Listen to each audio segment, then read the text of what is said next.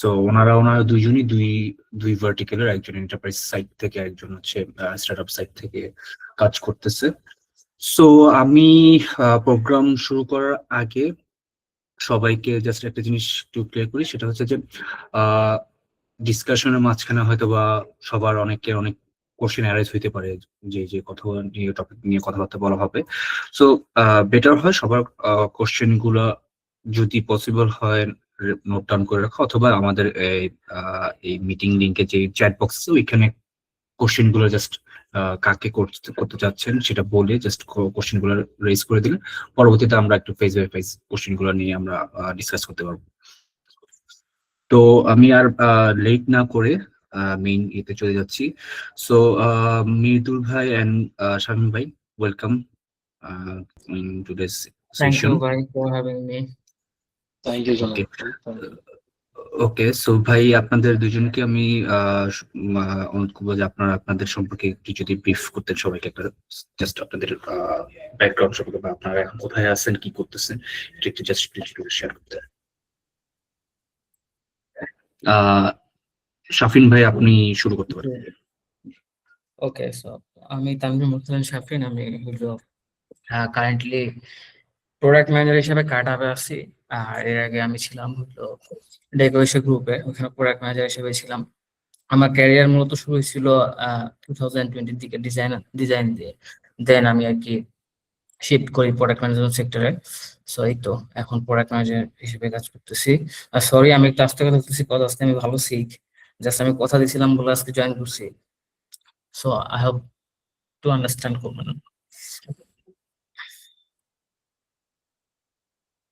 Thank you Shafin ভাই, আপনার six অবস্থা নিয়েও আমাদের এই সেশন ধরে জয়েন করছেন, and hopefully you will recover soon. So Mridul ভাই আপনি যদি আপনার সম্পর্কে কিছু বলতেন। আচ্ছা, আসসালামু আলাইকুম সবাইকে। আমি মাহাবীর হাসান মৃদুল। আমি এখন কারেন্টলি কাজ করতেছি অল্ট্রাসাউন্স লিমিটেড নামে একটা কোম্পানিতে, এটা ইমপ্রেস গ্রুপ একটা সিস্টার কনসার্ন। এখানে এআই প্রজেক্ট ম্যানেজার হিসেবে কাজ করছি। এর আগে আমি ছিলাম আকিজ আইবস লিমিটেডে, এখানে আমি প্রোডাক্ট ম্যানেজার হিসেবে কাজ করতাম। এর আগে আমি বিজনেস অ্যানালিস্ট এবং টেকনিক্যাল রাইটার হিসেবে কাজ করছি। সো এই আইটি ইন্ডাস্ট্রিতে আমি 2019 সাল থেকে কাজ করে থাকি। আর আলহামদুলিল্লাহ আমার পোর্টফোলিওতে মাল্টিপল প্রোডাক্ট ডিসকভারি থেকে একবারে লঞ্চ পর্যন্ত অনেকগুলো প্রোডাক্ট আছে এবং আমি more than 20+ enterprise project deliver করেছি। সো এই তো আর কি, হোপফুলি আজকে আমার কিছু নলেজ এবং এক্সপিরিয়েন্স আপনাদের সাথে শেয়ার করবো, এবং আমরা আই থিঙ্ক ওই শেয়ারের মাধ্যমে আমিও কিছু ইনসাইটস নিতে পারবো, এবং হোপফুলি আমিও কিছু আপনাদেরকে যেটা দিতে হবে। জাস্ট শুরু করার আগে একটা জাস্ট প্রশ্ন করে নেই, যেহেতু ইয়াসিন ভাই বলতেছিল আমরা খালি প্রোডাক্ট এআই বকিচুকি অনেক কিছু নিয়ে আলোচনা করি, জাস্ট এই নির্বাচনের 2 দিন যে ছুটি দিছে, স্টার্টআপ ভার্সেস এন্টারপ্রাইজ, মনে হয় কোন কালচার বেশি কষ্ট পাইছে মালিক পক্ষরা? মানে স্টার্টআপের মালিক পক্ষরা বেশি কষ্ট পাইছে না এন্টারপ্রাইজের মালিক পক্ষরা বেশি কষ্ট পাইছে 2 দিনের ছুটি? জাস্ট অডিয়েন্সের কাছ থেকে শুনি। ভাই ডেফিনেটলি স্টার্টআপ কষ্ট পাইছে ভাই, কারণ স্টার্টআপের টাকা শর্ট, সময় কম হাতে। সো এক একটা ঘন্টা অনেক বেশি ইম্পর্টেন্ট। ভাই আপনার স্টার্টআপের তো টাকা কম না, কাটআপের তো টাকাই টাকা, মানে টাকা মনে হয় যে পানির টানে বিলাইতেছে। আপনার কিছুই হইব না, মানে আপনার বেচা হইলেও কিছু হইব না, না হইলেও কিছু হইব না। 100 স্টার্টআপ। ইয়াসিন ভাইদের কি অবস্থা? ট্রাক লাগবে কি অবস্থা? কষ্ট পাইছে 2 দিনের ছুটিতে? ভাই ট্রাক নির্বাচনের জন্য কি ট্রাক যাবে নাকি ভাই? এদের তো আরো বিজনেসের বাইরে যাবে এখন। ভাই ট্রাকের ব্যবসার অবস্থা খারাপ ভাই, এই নির্বাচন তাড়াতাড়ি শেষ হলে ভালো হবে আর কি।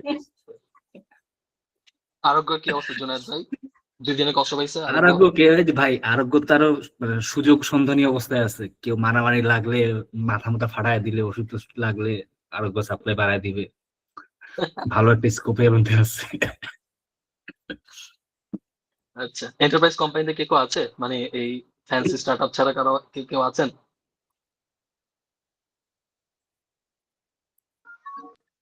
হোপফুলি নাই। ওকে, এন্টারপ্রাইজের অবস্থাও অডিয়েন্সদের একটু আমি একটা জিনিস একটু জাস্ট ক্লিয়ার করি। আমরা একটু যেটা হয় নরমালি এরকম সেশন গুলোতে, এটা আমার ক্ষেত্রে হইতো, আমি যখন প্রথম দিকের বিভিন্ন ইয়েগুলোতে সেশনগুলো জয়েন করতাম, কথা বলতাম না, বা মনে হতো যে আমরা কি কোশ্চেন করতেছি বা কি বলতেছি এটা হয়তো সিলি জিনিস হয়ে যাবে। সো ভাই আমরা এখানে সবাই আমরা নিজের ভাই ব্রাদার মানুষ।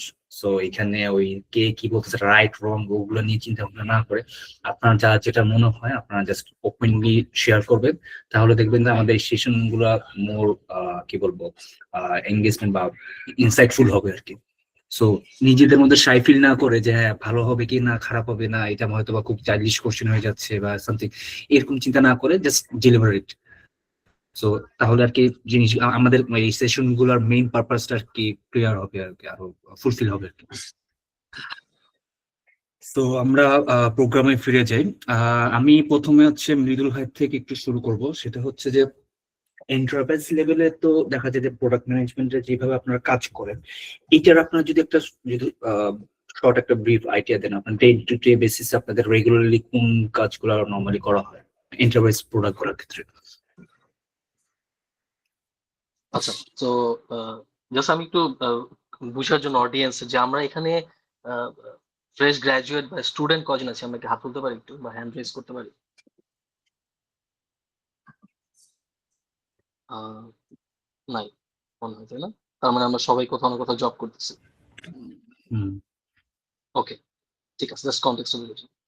ঠিক আছে, আমাদের মানে নর্মালি কি প্রোডাক্ট, একটা আমাদের প্রোডাক্ট বিল্ডিং এর ডিজিটাল প্রোডাক্ট বিল্ডিং এর যে জার্নি লাইফ সাইকেল, স্টার্টআপ আর এন্টারপ্রাইজ মোটামুটি দুইটাই কাছাকাছি, ঠিক আছে। কিন্তু একটা যদি বেসিক আমি একটা ট্রেন লাইন টানি যে ভাই যদি বেসিক একটা ডিফারেন্স বলেন, তো আমার কাছে যেটা মনে হয় যেটা স্টার্টআপ স্টার্টআপ হচ্ছে more driven to find out the product market fit, যে আমি একটা কোনো প্রবলেমের সলিউশন নিয়ে আমি হচ্ছে কাজ করতেছি, এবং এই সলিউশনকে আমি প্রোভাইড করতেছি।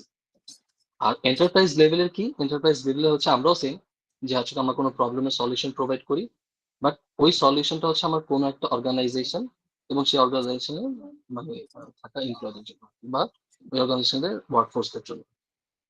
সো বেসিক থিনার হচ্ছে এইটাই আর কি, কিন্তু প্রোডাক্ট ম্যানেজমেন্টের জার্নি মোরলেস সেম। আর এখন আসি যে আমরা কিভাবে কাজ করি।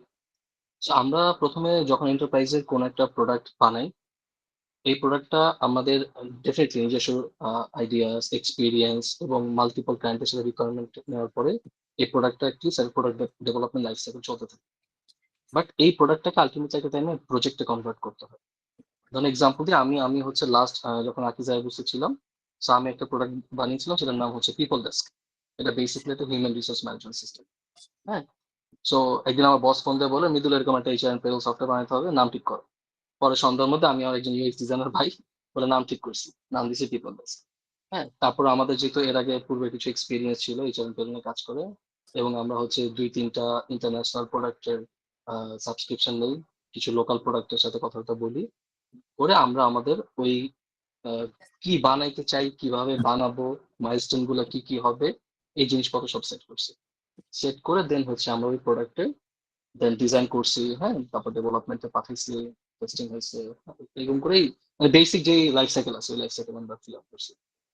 কিন্তু যখন এন্টারপ্রাইজ লেভেলে আমরা কাজ করতেছি তখন এই প্রোডাক্টটা কিন্তু আমাদের ক্লায়েন্টের কাছে নিয়ে যেতে হবে। সো ক্লায়েন্টের কাছে আমি নিয়ে গেছি, ক্লায়েন্টের রিকোয়ারমেন্ট গুলো বুঝছি, ক্লায়েন্ট যখন আমাদের সাথে তার রিকোয়ারমেন্ট অ্যালাইন করতে পারছে, দেন সে আমাকে একটা প্রজেক্ট বানাতে পারছে, তুমি আমাকে এই প্রোডাক্টটাকে আমার কাস্টমাইজ রিকোয়ারমেন্ট উপর ডিপেন্ড করে বানাই দিই। তখন আমরা কি করি, আমরা ক্লায়েন্টের রিকোয়ারমেন্ট নেই, নেওয়ার পর আমরা ফিড গ্যাপ অ্যানালাইসিস করি, যে আচ্ছা ভাই আমি কি বানাইছি আমার ব্রেন দিয়ে, আর ক্লায়েন্ট কি চাইতেছে। সো তখন একটা ফিড গ্যাপ অ্যানালাইসিস করে ফেলি, তখন ওই গ্যাপটা আমরা আইডেন্টিফাই করি, যে আচ্ছা আমার প্রোডাক্ট এতটুকু বানানো হয়েছে, আমার ক্লায়েন্টের রিকোয়ারমেন্ট গুলো এতটুকু, তাহলে আমার এই বেসিক গ্যাপ হচ্ছে এতটুকু। ওকে, দেন আমরা চিন্তা করি আচ্ছা ঠিক আছে এই গ্যাপটা ফিল আপ করে পুরো প্রোডাক্টটাকে প্যাকেজ করে আমরা ক্লায়েন্টকে ডেলিভার করতে কি পরিমাণ সময় লাগবে, কি পরিমাণ রিসোর্স লাগবে, হ্যাঁ, এটা বাজেট কত হইতে হবে, এই পুরা একটা বাজেটিং প্ল্যান করি। হ্যাঁ, করার পরে ক্লায়েন্টের থেকে আমরা রিকোয়ারমেন্ট অ্যানালাইসিস করি, অ্যানালাইজ করার পর হচ্ছে সেটা ডকুমেন্ট করতে হয়, ডকুমেন্ট করার পর অ্যাপ্রুভাল নিতে হয়, অ্যাপ্রুভাল নেওয়ার পরে দেন সেই আমরা কাস্টমাইজ করে প্রোডাক্টটাকে আমি একবার কাস্টমাইজ প্রজেক্ট বানাই। করার পর আমার ক্লায়েন্টকে দেখাই, ক্লায়েন্টের ফিডব্যাক নেই। এই ফিডব্যাক নেওয়ার সময় হয়তো বা ক্লায়েন্ট এমন কিছু রিকোয়ারমেন্ট দিছে বা এমন কিছু রিকোয়ারমেন্ট আমরা কালেক্ট করছি যেটার সাথে একটা ডেভিয়েশন ক্রিয়েট হতে পারে, অনেক সময় অনেক চেঞ্জ রিকোয়েস্ট আসতে পারে, হ্যাঁ, অনেক সময় আমাদেরও বোঝার ভুল হতে পারে বা ক্লায়েন্টের রিকোয়ারমেন্ট থেকে অনেক কিছু ডিফারেন্স ডিফারেন্স চেঞ্জ করতে হইতে পারে। সো ওইটাকে দেন আমরা ঠিকঠাক করে দেন হচ্ছে আমরা ওইটাকে একটা ফিনিশ লাইনে নিয়ে আসি। দেন সেটা আমার ফিডব্যাকের পর ইউএটি তে যায়, ইউএটি ঠিকঠাক থাকলে দেন গো লাইভে যায়। এরকম করে একটা পুরো প্রোডাক্টের একটা লাইফ সাইকেল চলে আমাদের এন্টারপ্রাইজে। হ্যাঁ, এবং গো লাইভে যাওয়ার পর আমরা হাইপার কেয়ার সাপোর্ট দিই। সো বেসিক্যালি এই যে আমরা একটা এবং আমাদের যে প্রোডাক্টটা কোর প্রোডাক্ট থাকে এটা আমরা এই যে মাল্টিপল ক্লায়েন্টের সাথে যখন বসি, ওদের জন্য কাস্টমাইজ রিকোয়ারমেন্ট গুলো নিয়ে যখন আমরা ডেভেলপ করি, ওইখান থেকে আমরা ভালো ভালো জিনিসগুলো নিয়ে আমরা আমাদের প্রোডাক্টে এনহান্সমেন্ট করতে থাকি, যাতে করে আলটিমেটলি যখন আমরা একটা দুইটা 20টা ক্লায়েন্ট ডেলিভার করবো, 21 নাম্বার ক্লায়েন্টের কাছে দিয়ে দেখবো যে না আমার মোটামুটি সবই আমার প্রোডাক্ট অ্যাভেলেবল, নতুন করে কাস্টমাইজ করার তেমন কিছু নেই। তখন জাস্ট হচ্ছে রিপোর্ট লেভেলে কাস্টমাইজ করে আমাকে ডেলিভার করতে। সো এই তো মোটা দাগে একটা এন্টারপ্রাইজ লেভেলের প্রোডাক্টের জার্নিটা। ওকে ওকে সো আমি যদি একটু সামারাইজ করে যদি একটু বলি যে আপনার হচ্ছে কাইন্ড অফ স্পেসিফিক কিছু ক্লায়েন্ট থাকে বা আপনারা কিছু ক্লায়েন্ট সেন্ট্রিক বা সেগমেন্ট থাকে, সো ওদেরকে ফিক্স আপ করে তাদের কাছ থেকে কিছু ডিরেক্ট রিকোয়ারমেন্ট নেন, তাদের রিকোয়ারমেন্ট ওয়াইজ সামটাইমস আপনার কাস্টমাইজ করেন, দেন আপনাদের নিজস্ব প্রোডাক্টের তো আপনাদের কিছু ফিচার্স আছে, এটা তো আপনাদের নিজস্ব ফিচার্স, বাট ক্লায়েন্টের স্পেসিফিকেশনের উপর বেসিক গুলো রিকোয়ারমেন্ট গুলো চেঞ্জ হয়, ডিরেক্টলি রিকোয়ারমেন্ট গুলো হচ্ছে কাইন্ড অফ ক্লায়েন্ট থেকে আসতেছে, রাইট? হুম হুম ওকে ওকে enterprise level এ আরো, হ্যাঁ, জুনাদ ভাই জি ভাইয়া আচ্ছা আচ্ছা, না আমি সেম আমি এখন শাফিন ভাইয়ের কাছে যেতে যাচ্ছি, সেটা হচ্ছে যে এন্টারপ্রাইজ লেভেলে যেটা হয় যে আমরা হচ্ছে কোনো একটা স্পেসিফিক ক্লায়েন্ট থেকে ডিরেক্টলি রিকোয়ারমেন্ট নিয়ে তারপর আমরা কাজগুলো করতেছি। স্টার্ট আপের ক্ষেত্রে কিন্তু এই জিনিসটা সবসময় হয়ে ওঠে না, হ্যাঁ হয়তো বা আমাদের ইন্টারনাল যে অপারেশন যে কাজগুলো থাকে সেগুলোর জন্য হয়তো বা ক্লায়েন্ট রিকোয়ারমেন্ট গুলো তাদের কাছ থেকে পেতে পারে, বাট এন্ড ইউজারদের জন্য যে রিকোয়ারমেন্টটা সেটা নিতে হয়তো বা স্টার্ট আপের ক্ষেত্রে জিনিস ডিফারেন্ট। সো আপনি যদি আপনার আমাদের স্টার্ট আপের ক্ষেত্রে যে আমরা কিভাবে কাজটা করি, প্রোডাক্ট ম্যানেজমেন্ট কাজগুলো কিভাবে, এটা যদি একটু শর্টলি ব্রিফ দিতেন। আচ্ছা, সো ভাইয়া যেটা বলতেছিল যে ভাইয়াদের এন্টারপ্রাইজের ক্ষেত্রে যেটা হয় যে ফিক্স কিছু ক্লায়েন্ট থাকে, ওইখান থেকে রিকোয়ারমেন্ট আসে, বেসড অন দ্যাট ভাইয়া ওইটা অ্যানালাইসিস করে, দেন প্রোডাক্ট ওইভাবে বিল্ড হয়। বাট স্টার্ট আপের ক্ষেত্রে আসলে আমি একটু একটু দুইভাবে অ্যান্সার দিতে চাই। একটা হলো যে আপনার স্টার্ট আপেও কিন্তু আপনার অনেকগুলো মাল্টিপল প্রোডাক্ট থাকতে পারে। ফর এক্সাম্পল, ধরেন আপনি একটা বিজনেস করতেছেন, আপনার একটা পার্টিকুলার প্রোডাক্ট আছে যেটার এন্ড ইউজার আপনার ইন্টারনাল মানুষজনই, আর একটা হয়তো আপনার আরেকটা কোর প্রোডাক্ট আছে যেটা হয়তো আপনার কনজিউমার লেভেলে ইউজ করা হইতেছে। সো দুইটার ওয়ার্ক ফ্লো দুই রকম। সো ওই যে সেকেন্ড যেটা মানে ফার্স্ট যেটা বললাম যে এন্ড ইউজার হয়তো আমার ইন্টারনাল লোকজনই, তাদের ক্ষেত্রে প্রোডাক্ট বিল্ডিংটা ওই যে ভাইয়া যেটা বললো যে তাদের সাথে কথা বলা, তাদের রিকোয়ারমেন্ট জানা, তাদের ওয়ার্ক প্রসেস গুলা জানা, যে কেমনে কি হইতেছে না হইতেছে, তো তাদের লাইফটা একটু ইজি করা, আমাদের ইন্টারনাল লোকজনের লাইফটা ইজি করা। আর যেটা বলতেছিলাম যে কনজিউমার লেভেলে বা আপনার এন্ড ইউজার আপনার এক্সটার্নাল লোকজন, ওই ক্ষেত্রে আসলে প্রোডাক্ট বিল্ডিং জার্নিটা একটু ডিফারেন্ট আমার কাছে মনে হয়। সো ওই সময় আপনি হয়তো বা ডিরেক্ট আপনার ইউজার, টু বি অনেস্ট বাংলাদেশে আসলে কত কত মানে ঠিক কতটুকু ভালোভাবে এন্ড ইউজারদের সাথে কথা বলে প্রোডাক্ট বিল্ড করা হয়, এটা নিয়ে আমার কনফিউশন আছে। সো ওই এন্ড ইউজারের কাছে যাওয়া পর্যন্ত আসলে ফিডব্যাকটা পাওয়া অনেক কঠিন হয়, অ্যাকচুয়াল ফিডব্যাক পাওয়া, অ্যাকচুয়াল আসলে যারা প্রবলেম ফেস করতেছে তাদের ফিডব্যাক গুলা পাওয়া। এবং এই ফিডব্যাক চ্যানেল গুলাও এই ধরনের স্টার্টআপে ডিফারেন্ট হয়ে থাকে, আপনার সিএস টিম হতে পারে, বিভিন্ন টিম। সো এই থ্রুতে আপনি যে রিকোয়ারমেন্ট গুলা গ্যাদার করেন, আপনার যে বেসিক প্রোডাক্টটা আছে ওইটার সাথে আপনি তারপর আপনারা বসেন। নর্মালি যেটা হয় যে বসা হয় যে ঠিক আছে আমার লাস্ট 2 মাসের ইউজার ফিডব্যাক এগুলা, আমার নেক্সট 2 মাসের বিজনেস প্ল্যান এটা, দেন তখন হয়তো বা আপনার যে সিও থাকে, সিটিও থাকে, প্রোডাক্ট সাইডের যারা হেড থাকে বা প্রোডাক্ট ম্যানেজাররা থাকে, তারা বসে ডিসাইড করে যে ঠিক আছে আমরা নেক্সট 2 মাস বা নেক্সট স্প্রিন্টে, যেহেতু আমার নেক্সট 2 মাসের গোল এটা এবং লাস্ট ইউজার ফিডব্যাক গুলো এইগুলো আমরা এইভাবে এই জিনিসগুলা ফর দ্যাট রিজন প্রায়োরিটাইজ করবো। সো সেম ভাবে প্রায়োরিটাইজেশনটা হয়। প্রায়োরিটাইজেশনটা হওয়ার পর যেটা হয় যে প্রোডাক্ট এন্ড থেকে এগুলার রিকোয়ারমেন্টটা বা স্কোপ যেটাই বলেন না কেন এটা ফাইনাল করা হয়, টেক এন্ডে দেওয়া হয়। সো এইভাবে এবং নেক্সট এই সেম প্রসেস ফলো করে আর কি কন্টিনিউয়াসলি প্রোডাক্ট বিল্ডিং জার্নিটা চলে।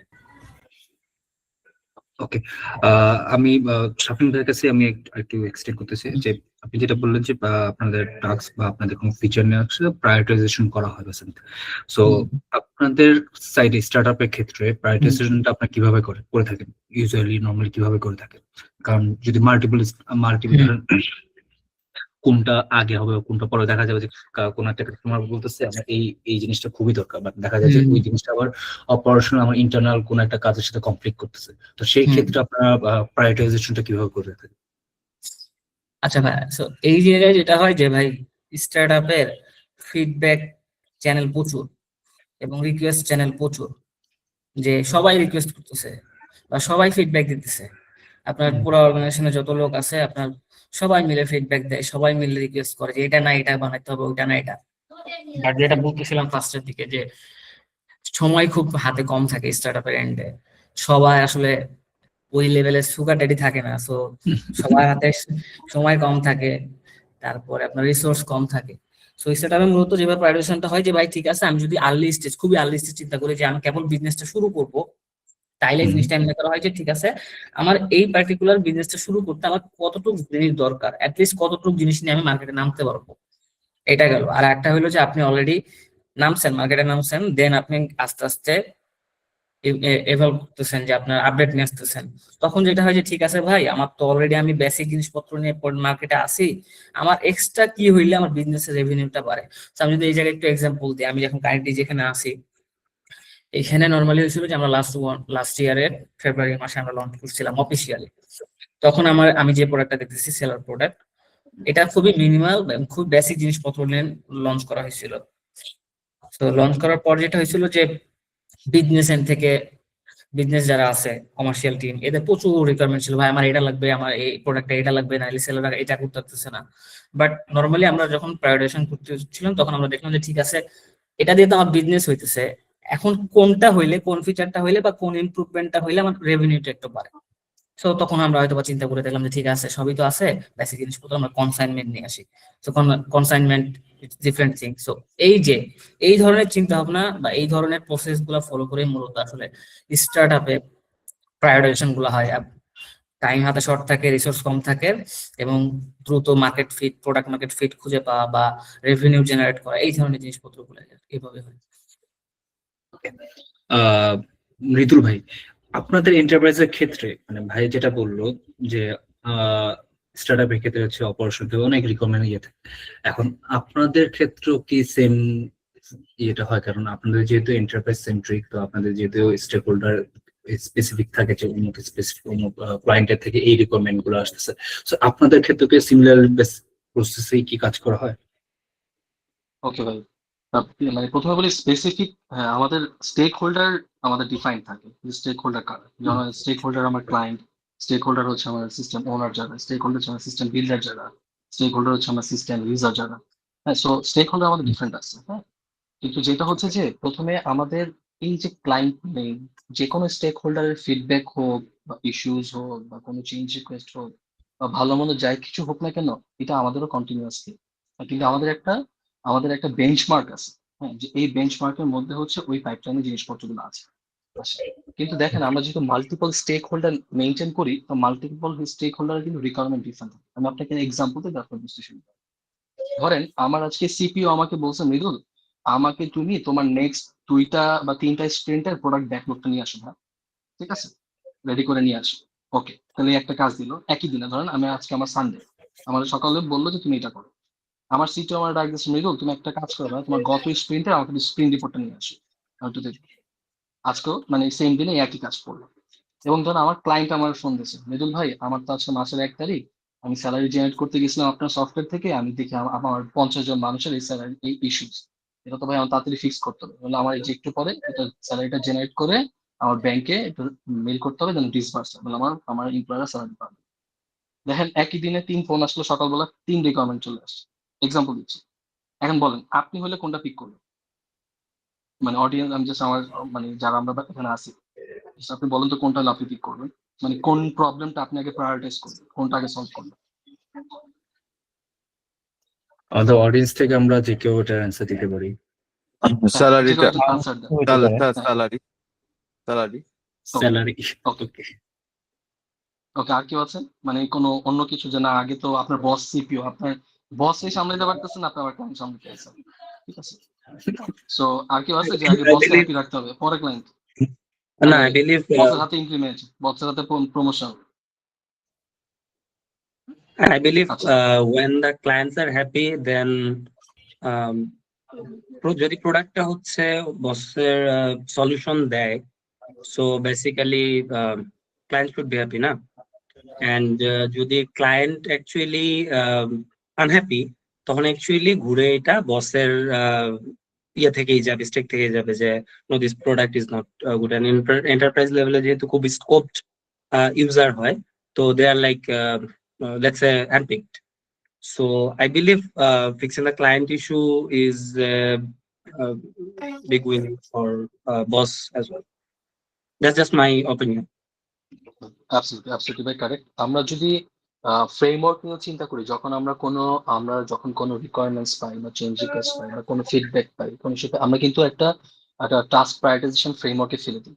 কেউ আমরা মস্কো ইউজ করি, কেউ আমরা আইজেনহাওয়ার ম্যাট্রিক্স ইউজ করি, যে আমরা সবচেয়ে আর্জেন্ট বা ইম্পর্টেন্ট প্রবলেমটা আমরা সলভ করবো, এটা করতে পারি। বাট সবচেয়ে ইম্পর্টেন্ট যেটা হচ্ছে আমার হিউম্যান সেন্ট্রিক স্কিলটা, যে আপনি কি মনে করেন অ্যাজ এ প্রোডাক্ট প্রফেশনাল যে কোন প্রবলেমটার হাই রিস্ক আছে এবং হাই ইম্প্যাক্ট আছে। অলরেডি আপনারা বলছেন যে আমার ক্লায়েন্টের যে এখন যে প্রবলেমটা হচ্ছে এটা তো প্রচুর হাই রিস্ক এবং হাই ইম্প্যাক্ট। যদি আমি ওর প্রবলেমটা আগে সলভ করতে না পারি, আজকে আগুন লাগবে ক্লায়েন্টের ওখানে। সেকেন্ডলি, ওর এমপ্লয়ীদের স্যালারি দিতে পারবে না। স্যালারি যদি দিতে না পারে, আমার এখানে টিকিটিং এ ভরে যাবে। হ্যাঁ, আমার যে সাপোর্ট ইঞ্জিনিয়ার থাকবে ওরা পাগল হয়ে যাবে। আর ওরা পাগল হয়ে যাবে মানে এই হিট আমার উপর পর্যন্ত আসবে। তাহলে আমার প্রথমে কি করতে হবে? আমার প্রথমে হাই রিস্ক এবং হাই ইম্প্যাক্টটা বের করে প্রবলেমটাকে সলভ করতে হবে। কিন্তু তার মানে এই না যে আপনি আপনার সিপি এবং সিটিও কে আপনি পুরো ইগনোর করে ফেলবেন। তাহলে তখন কি করতে হবে? আপনার কিছু কাজ ডেলিগেট করতে হবে এবং কিছু কাজ আপনার যে স্টেক হোল্ডার আছে তাদেরকে বুঝাইতে হবে যে বস এই সিচুয়েশন হয়েছে, আমি আপনাকে ইয়ে করতেছি, কিন্তু আমার আগে এই প্রবলেমটা আমি সলভ করে দিচ্ছি। হ্যাঁ, দেন আপনি ইম্প্যাক্টটা পুরো বুঝাইবেন। সো ডেফিনেটলি আমরা যদি একসাথে কাজ করি, আমাদের টিম ওয়াইজ আমরা কাজ করি, সো তারা ওই জিনিসটা আন্ডারস্ট্যান্ড করি। সো এই যে একটা নর্মাল একটা এক্সাম্পল যেটা আমরা যেটা বুঝলাম, আমাদের প্রত্যেকটা কাজে এইভাবেই আমরা প্রায়োরিটাইজ করি। যে প্রথমত হচ্ছে ভাই আমি ফ্রেমওয়ার্কে চলতেছি এবং ফ্রেমওয়ার্কের উপর আমি আমার নিজের যে পার্সোনাল হিউম্যান সেন্ট্রিক স্কিল আছে এটাকে আমি অ্যাড করতেছি। করে দেন আমি আমার প্রবলেমটা আইডেন্টিফাই করতেছি কোনটা হাই ইম্প্যাক্ট এবং কোনটা হাই রিস্ক, দেন আমি সলিউশন করতেছি। আর মাল্টিপল চ্যানেলে এই টাইপের জিনিস করতে হবে। ধরুন আমি আমি আমি যেহেতু আমি প্রজেক্ট বেস রাইট নাও কাজ করতেছি, তো আমার হচ্ছে কিছু ফিক্সড প্রোডাক্টের কাস্টমাইজ করে আমি হচ্ছে ক্লায়েন্টকে ডেলিভার করতেছি। আর আমার কিছু ক্লায়েন্ট আছে যার এক এক ধরনের, যেমন আমি রিসেন্টলি বাংলাদেশ আর্মির সাথে কাজ করতেছি, ওর রিকোয়ারমেন্ট বা ওর প্রোডাক্ট আমার হচ্ছে অন্য একটা XYZ কোম্পানির সাথে মিলবে না, ডিফারেন্ট প্রোডাক্ট, এটা মানে ডিফারেন্ট প্রোডাক্ট। সো এরকম যদি আমি 5-6 ধরনের ভ্যারিয়েশন প্রোডাক্ট এবং প্রজেক্ট নিয়ে কাজ যখন করতেছি, তখন কিন্তু আমার সবকিছু আপনি যদি ফ্রেমওয়ার্ক এবং আপনার যে কি বলে হিউম্যান সেন্ট্রিক স্কিল আছে এটার মধ্যে ফেলে চলতে পারেন, তাহলে কিন্তু আপনি আপনার এই মাল্টিপল চ্যানেলের ইস্যুস বা ফিডব্যাক গুলো আপনি কেচার করতে পারবেন। আদারওয়াইজ আপনি হিমশিম করে যাবেন, আপনার ওয়াইফের রিকোয়ারমেন্ট শেষ হয়ে যাবে কিন্তু ক্লায়েন্টের রিকোয়ারমেন্ট কখনো শেষ হবে না। সো এইটাই, মানে আমি আমার পার্সোনালি আমার নিজের 2 সেন্টস আমি অ্যাড করি। মাঝে মাঝে মাঝে বাই দ্য বুক ইউজ করি, মাঝে মাঝে অফ দ্য বুক ইউজ করি, বুক ইউজ করি। সেটা সোলি আমি, because this is my show, I run the show. এইখানে আমি একটা জিনিস যদি একটু ইনক্লুড করে দিই, সেটা হচ্ছে যে অনেক সময় দেখা যায় আমাদের এই যে রিকোয়ারমেন্ট যেগুলো আসে, দেখা যায় যে অনেক সবারই রিকোয়ারমেন্ট থাকে আমাদের কাজ করতে গেলে, ইন হাউস হোক বা আউটসাইড হোক, অনেক রিকোয়ারমেন্ট থাকে। অনেক সময় দেখা যায় যে মানে যে বলতেছে সে হয়তো তার কাছে জিনিসটা খুব অনেক প্রায়োরিটিফুল লাগতেছে, বাট অ্যাজ এ পিএম আমাদের জিনিসটা অ্যাকচুয়ালি যখন বলছে তখনই কিন্তু কাইন্ড অফ একটা কি বলবো অ্যাজাম্পশন চলে আসা উচিত যে এটা অ্যাকচুয়ালি কতটুকু ইম্প্যাক্টফুল। তো সেই অনুযায়ী তখন কিন্তু তার সাথে তখন রেসপন্স করা যায় যে হ্যাঁ আচ্ছা ঠিক আছে ভাই আপনার এটা দেখতেছি বা সামথিং। সো ওই জিনিসগুলো জাস্ট নোট ডাউন করে রেখে দেন পরবর্তীতে বেটার হয় যে কোম্পানি ওয়াইজ যেটা হয় যে উইকলি বা by 2 weeks after product meeting হয় বা সামথিং। সো ওইখানে জিনিসগুলো অ্যারাইজ করলে দেন যে সিএক্সও লেভেল যে যারা থাকে তাদের সাথে জিনিসটাকে রিপ্রেজেন্ট করে ওইখান থেকে কিন্তু প্রায়োরিটাইজেশনটা চলে আসে। সো দেখা যায় যে আপনাকে নিজে তো একটা প্রায়োরিটাইজেশন করতেছি, প্লাস সাথে যদি আমি সিএক্সওদের প্রায়োরিটাইজেশন অপিনিয়নটা যদি নেই, সেক্ষেত্রে ফুল অ্যালাইনমেন্ট প্রপারলি থাকে। সেক্ষেত্রে দেখা যায় পরবর্তীতে যদি কোনো একটা আমাদের স্টেক হোল্ডার বা আমাদের বিজনেস কেউ যদি এসে বলে যে ভাই অমুক রিকোয়ারমেন্টটা তো দিছিলাম আপনি তো এটা কিছু করলেন না, তখন আর কি কমিউনিকেটটা প্রপারলি করা যায় যে ওকে ভাই এটা নিয়ে আমরা ডিসকাস করছি, সো এই কারণে এটার পাইপলাইন এখন এই লেভেল আছে। তো সেক্ষেত্রে প্রপার অ্যালাইনমেন্টটা তখন মেনটেন করা যায়। এক্স্যাক্টলি। এবং আমাদের এন্টারপ্রাইজে একটা মেজর প্রবলেম হচ্ছে, বিকজ আমি হচ্ছে ম্যানুফ্যাকচারিং ইন্ডাস্ট্রি, তারপর ট্রেডিং, সার্ভিস, 3টা ইন্ডাস্ট্রি দেখি। তো আমার সময় আমার ক্লায়েন্ট গুলোর যেটা প্রবলেম হচ্ছে, যে ক্লায়েন্ট তো প্রথমত প্রবলেম ও জানে ওর কি প্রবলেম, বা না জানলে আমরা বলি যেটা প্রবলেম, কিন্তু সামহাও আমার ক্লায়েন্ট নিজেই সলিউশন প্রপোজ করে। সলিউশন হচ্ছে ভাই সফটওয়্যারে কিভাবে করতে হবে, সো আমরা ওটা নেই বিকজ আমরা ক্লায়েন্ট থেকে অনেক কিছু শিখি, হ্যাঁ। কিন্তু এটা আলটিমেটলি রাইট। আমরা কালেক্ট করি, হ্যাঁ, ওই সলিউশনটা আমি রাখি মাথায়, আমি আমার টিমের সাথে ডিসকাস করি, আমি আমার সিএক্সএল এর সাথে ডিসকাস করি, হ্যাঁ, এবং আদার যে স্টেক হোল্ডার আছে, করে আমি একটা যেই সলিউশনটা আমার প্রোডাক্টের জন্য ইম্প্যাক্টফুল এবং এটার কোনো টেকনিক্যাল ডেথ বা প্রোডাক্ট ডেথ আমরা ক্রিয়েট না মানে করে আমরা আগাতে পারবো, ওইভাবে করে আমরা হচ্ছে ব্যাপারটাকে কেটার করি। জাস্ট ক্লায়েন্টের প্রবলেম শুনছি এবং ক্লায়েন্ট যে একটা সলিউশন প্রপোজ করছে এটা যদি নিয়ে ফেলি এবং ডেভেলপ করে ফেলি, ক্লায়েন্ট তো বুঝবে না আপনার প্রোডাক্টে কি ডেপথ আপনি ক্রিয়েট করে যাচ্ছেন বা আপনার টেকনিক্যালি কি ডেপথ আপনি ক্রিয়েট করার সলিউশনের পারপাস মানে কেটার করতেছেন। সো এটা আমাদের পিএম দের এক্স্যাক্ট। হচ্ছে ওই দায়িত্বটা হয় যে হচ্ছে আমাদের ওই ভাই আমরা হচ্ছে ডাক্তার, সোজা কথা, ভাই আপনি আসছেন, রাইট। আপনার রোগ বলেন, কই পেটে ব্যথা করতেছে, ওকে আমি এখন কাউকে আপনার এক্সরে কাউকে করতেছি। ডিনাই করা যায়, মোট কথা হচ্ছে কাউকে ডিনাই করা যাবে না হ্যাঁ ভাই আপনি হ্যাঁ ফিচার হ্যাঁ আসছে হ্যাঁ না ভাই এটা তো হবে না। তাকে হ্যাঁ বুঝতে দেওয়া যাবে না যে ভাই না আপনার এই প্রোডাক্টটা মানে আমি নিজে বুঝতেছি এই জিনিসটা হয়তো বা গার্বেজ বা সামথিং এটা লাগবে না ভাই, এটা অন্য কোনো পারপাস দিয়ে ফিল আপ করা যাবে, বাট এই জিনিসটা তাকে বোঝানো দরকার নেই আপাতত ইনস্ট্যান্টলি, রেদার হ্যাঁ বিকজ পরবর্তীতে আপনার তাকে হচ্ছে বুঝে, হ্যাঁ, তাকে তখন exactly, অ্যালাইনমেন্ট মিটিং হোক বা একসাথে বসে দেন তাকে বুঝানো ভাই এই রিজনে ভাই আপনার প্রায়োরিটি এই জিনিসটা এরকম হবে না, অন্য একটা জিনিস দিয়ে সলভ হয়ে যাবে, বা এই জিনিসটা আপনারটা হয়তো বা অনেক খুব প্রায়োরিটিফুল। বাট right, ইনস্ট্যান্টলি যখন কেউ একটা রিকোয়ারমেন্ট নিয়ে আসে তখন বেটার হয় যে তার জিনিসটা ওকে ভাই ওকে ফাইন আপনি বলছেন ভাই বলেন। সো যেটা হুম, নর্মালি প্রোডাক্ট টিমে যারা কাজ করে তাদের যেটা হয় যে অনেকে বলে থাকে যে কেউ আসলে সবাই আমার মানে অফিসে যেটা হয় যে মানুষজন আসেই মানে কোন একটা প্রবলেম নিয়ে আসছে, এই প্রবলেমটা একটা সলিউশন দিতে হবে। So it's not about instant solution. So better হয় যা অ্যানালাইজ করে তাকে sustainable ফর দ্য হতে টাইম হবে। বিং। হ্যাঁ, রাইট রাইট হুম, রাইট। right, ওকে, সো আমরা নেক্সট পার্টটুকুতে চলে যাই, সেটা হচ্ছে ডাটা ড্রিভেন ডিসিশন গুলোতে। সো মৃদুল ভাই আপনাদের ক্ষেত্রে আপনারা যেহেতু এন্টারপ্রাইজ লেভেলের কাজ করেন, সো সেক্ষেত্রে তো দেখা যায় যে আপনাদের ইন হাউস বা আপনাদের সিস্টেমের গতভাবে অনেক এক্সিস্টিং ডাটা থাকে, বাট সেগুলো হয়তো বা প্রপারলি ফ্র্যাগমেন্টে থাকে না। তো সেই ডাটাগুলোকে আপনাকে কিভাবে প্রসেস করে বা ডাটা থেকে আপনারা কোনো ডিসিশন নিয়ে থাকেন আপনাদের কোন প্রোডাক্ট গুলো করার ক্ষেত্রে, বা আপনাদের প্রসেসটা কি, মানে হুম, ডাটা বলে না প্রোডাক্ট ম্যানেজমেন্ট আমরা অনেক সময় শুনি যে ডাটা ড্রিভেন সলিউশন বা সামথিং। সো এন্টারপ্রাইজ লেভেলে এই ডাটা ড্রিভেন সলিউশনটা কিভাবে হয় আপনাদের ক্ষেত্রে? আচ্ছা আচ্ছা, হ্যাঁ, ডেফিনেটলি আমাদের ইন্টারফেস লেভেলের ডেটা লেভেলের যে সলিউশন মানে আমরা যে ডেটা সেন্ট্রিক যে চিন্তা ভাবনা করি, ধরেন আমি একটা এক্সাম্পল দিই আপনাদের তাহলে বুঝতে সুবিধা হবে। ধরেন আজকে যেহেতু আমি একটু আগে আপনার স্যালারি নিয়ে এক্সাম্পল দিলাম, তো আমাকে আজকে আমার মানে ক্লায়েন্টের যে বস ওরে বলছে এরকম একটা এক্স ওয়াই জি রিপোর্ট বানিয়ে নিয়ে আসতে, ওই রিপোর্টের মধ্যে ওর ক্লায়েন্টের হচ্ছে অ্যাটেন্ডেন্স থাকবে, ওর ক্লায়েন্টের হচ্ছে স্যালারি ইনফরমেশন থাকবে, ওই ক্লায়েন্টের হচ্ছে পারফরমেন্স ম্যানেজমেন্টের যে ডেটাগুলো থাকবে, হ্যাঁ, কেপিআই বেসড ওই ডেটাগুলো থাকবে, যেটা থেকে প্রোডাক্টিভিটি মেজার করতে পারে, এরকম ধরনের আরো এক্সেট্রা ডেটা থাকতে পারে। এখন দেখেন সবসময় কিন্তু আমাদের সিস্টেমে এই যে আমাদের টপ ম্যানেজমেন্টের বা আমাদের যে যারা ওনার আছে কোম্পানি, তাদের যেই লেভেলের ডেটা তারা ইনসাইটস চায় সবসময় কিন্তু ওই রিপোর্ট গুলা কাস্টমাইজ থাকে না। তখন কি করতে হয় আমার ক্লায়েন্টের বা আমাদেরকে তখন সেই ডেটা গুলো প্রিপেয়ার করে তাদেরকে প্রোভাইড করতে হয়, হ্যাঁ, যেমন ক্লায়েন্ট কি করবে তখন তার বসের জন্য এই ডেটা গুলো প্রিপেয়ার করে করবে। এখন ও আমার হেল্প নিবে, সো হেল্প নেওয়ার জন্য এখন ও একটা সিঙ্গেল সিস্টেম থেকে এই পুরো একটা রিপোর্ট জেনারেট করতে পারবে বা ইনসাইটস করতে পারবে না, ওর মাল্টিপল জায়গা থেকে ডেটা গুলো কালেক্ট করতে হবে, হ্যাঁ, কিন্তু আলটিমেটলি ওর বসকে কিন্তু এই রিপোর্টটা সাবমিট করতে হবে। তখন ও কি করবে, তখন বা আমরা কি সাজেস্ট করি যে ভাই তখন আপনার যদি ডেটা ড্রিভেন ডিসিশন নিতে হবে তাহলে আপনার এই সফটওয়্যার থেকে এই ডেটাগুলো আপনার কালেক্ট করতে হবে।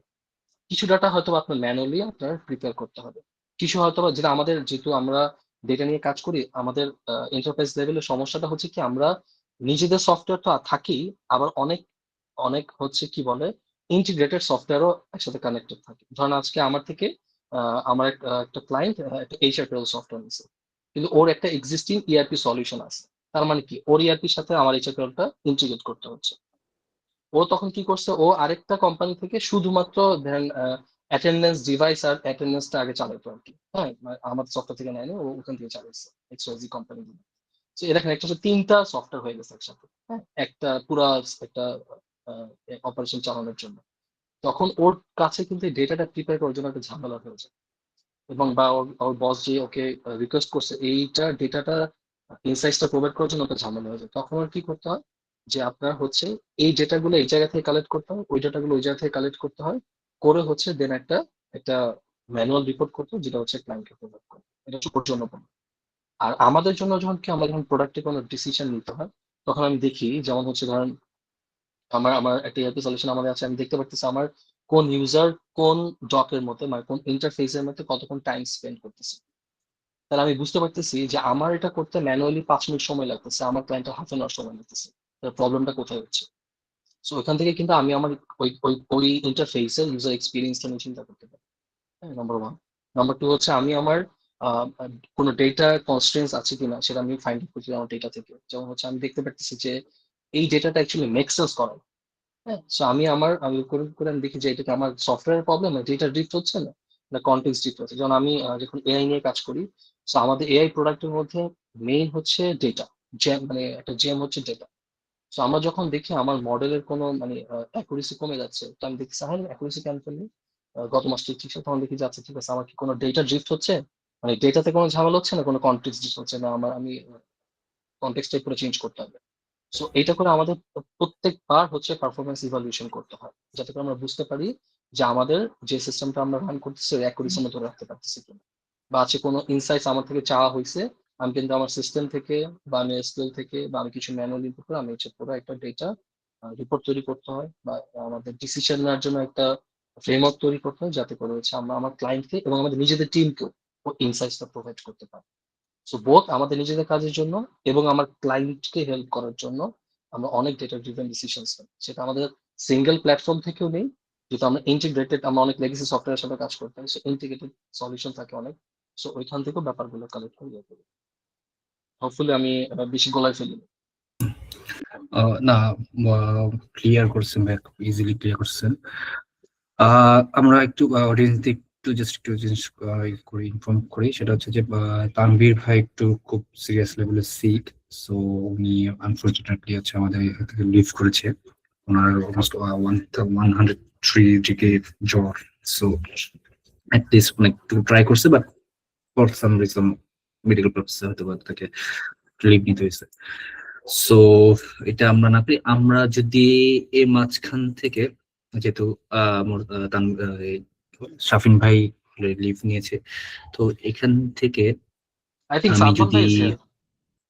সাদমান সাদমান সাদমান ভাই, ভাই আছে, তাহলে তো সাদমান ভাই তাহলে তো আসসালামু আর আলাইকুম। ভাই আসসালামু আলাইকুম ভাই। ওয়ালাইকুম আসসালাম। আরে ভাই আপনারা আজকে আমি শুনতে এসেছি, আজকে আমার কাজ শোনা। ভাই আপনাকে কি আমরা ইনক্লুড করে নিব নাকি ভাইয়া, বলে আমাদের আরে না না না না, সাথে একজন আপনারা প্লিজ প্যানেলিস্ট। আজকে আজকে আমার পুরা ফোকাস হচ্ছে শোনা। আমি লিটারালি মানে এন্টারপ্রাইজ ভার্সেস স্টার্টআপে কাজ করার এক্সপেরিয়েন্সের ডিফারেন্স গুলো শুনতে এসেছি, বাংলাদেশের কি অবস্থা। তো আজকে বক্তা না, আজকে আমি শ্রোতা। আচ্ছা আচ্ছা, ঠিক আছে ভাই, ওকে।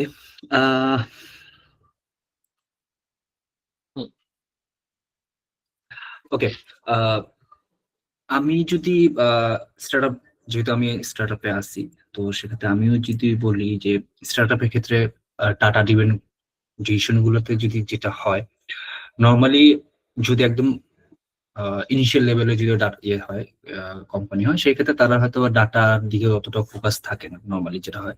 বাট একটু গ্রো আপ হলে তখন হচ্ছে তাদের আলাদা একটা ডাটা টিম থাকে, ডাটা নিয়ে অনেক অ্যানালাইসিস করে। যেমন আমরা আমাদের আরোগ্যতে যেটা হয়, যে আমাদের ফুল একটা ডাটা টিম রয়েছে, তারা বিভিন্ন অ্যানালাইসিস করে, বা আমাদের বিভিন্ন ড্যাশবোর্ড থাকে যেগুলো থেকে আমরা বিভিন্ন ডাটা নিই।